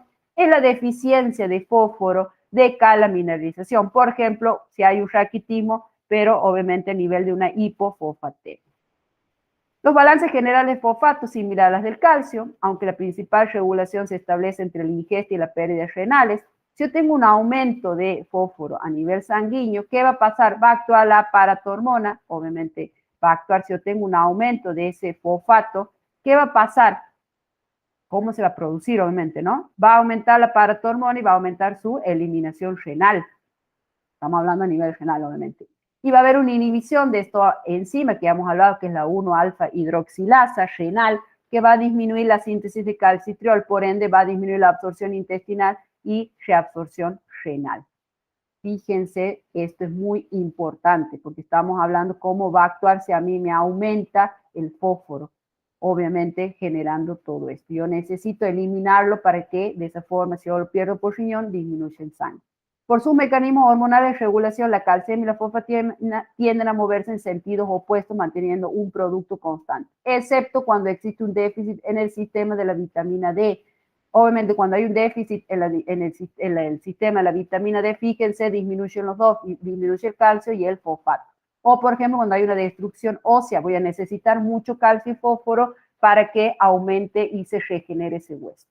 Acá les he hecho unos dibujos para que tengan de cada uno. Les puede servir el que más les guste. En este caso, a nivel de la homeostasis, ¿qué pasa si disminuye la calcemia? ¿Cómo va a actuar? Van a liberar a nivel de las glándulas paratiroides la paratormona. Va a actuar esa paratormona a nivel renal y todo lo que va a suceder, que ya lo hemos recontra remilvisto, la vitamina D, hígado 25, va a pasar a 1,25. ¿Qué va a pasar a nivel renal? Aumenta la actividad de la vitamina D, retiene calcio, excreta fósforo y a nivel del intestino. Obviamente obteniendo que aumento de calcio, aumento de resorción ósea a nivel del hueso. Y esto al revés, ¿qué pasa si aumenta la calcemia? Obviamente va a estar inhibida la paratormona, se va a liberar la calcitonina y todo esto produciendo la disminución del calcio, no hay resorción. Este es otro, vean el que más les guste, qué pasa si aumentan los niveles en sangre de calcio, cómo va a actuar el sensor del calcio y todo lo que se va a desencadenar. Esto es otro, que es hipercalcemiante, pero de forma directa, qué pasa si disminuye el calcio, cómo va a actuar todo, después ustedes siguen, cualquier cosa me consultan. Y esta es indirectamente, si yo tengo una respuesta obviamente indirecta al hipercalcemiante. Y esto es hipocalcemiante, es otro dibujito. Entonces, resumen, la calcemia y la fosfatemia son reguladas por 3 hormonas, la hormona paratiroide, calcitriol y el factor de crecimiento fibroblástico. La paratormona aumenta la calcemia al liberar el calcio al hueso, aumenta la reabsorción renal del calcio, incrementa la producción de calcitriol, disminuye la fosfatemia, excretando fosfato por riñón. Así no ocurre elevación simultánea de calcio y fosfatemia, evitando la precipitación de fosfato cálcico. El calcitriol aumenta la absorción intestinal del calcio, aumenta la reabsorción renal de calcio y favorece la osificación. Y la hormona actúa como proteína renal croto, juntas aumentan la acción fosfatúrica de la paratormona, bloqueando la síntesis renal del calcitriol y esto disminuye la fosfatemia y la calcemia. Inhibe a la paratormona. En resumen, la paratormona y la calcitonina ejercen un control de retroalimentación negativa dual, manteniendo las concentraciones de calcio en el líquido extracelular dentro de los límites estrechos. Sus principales órganos blancos son el hueso y el riñón, lo que permite redistribuir pero no incrementar las cantidades totales de calcio. Los efectos de la paratormona y la calcitonina se complementan por la vitamina D y sus metabolitos, que son los únicos que permiten incrementar a través de la absorción intestinal la cantidad total de calcio en el organismo. Y hasta acá hemos llegado con esta parte. Terminamos con todo lo que es el metabolismo del calcio y el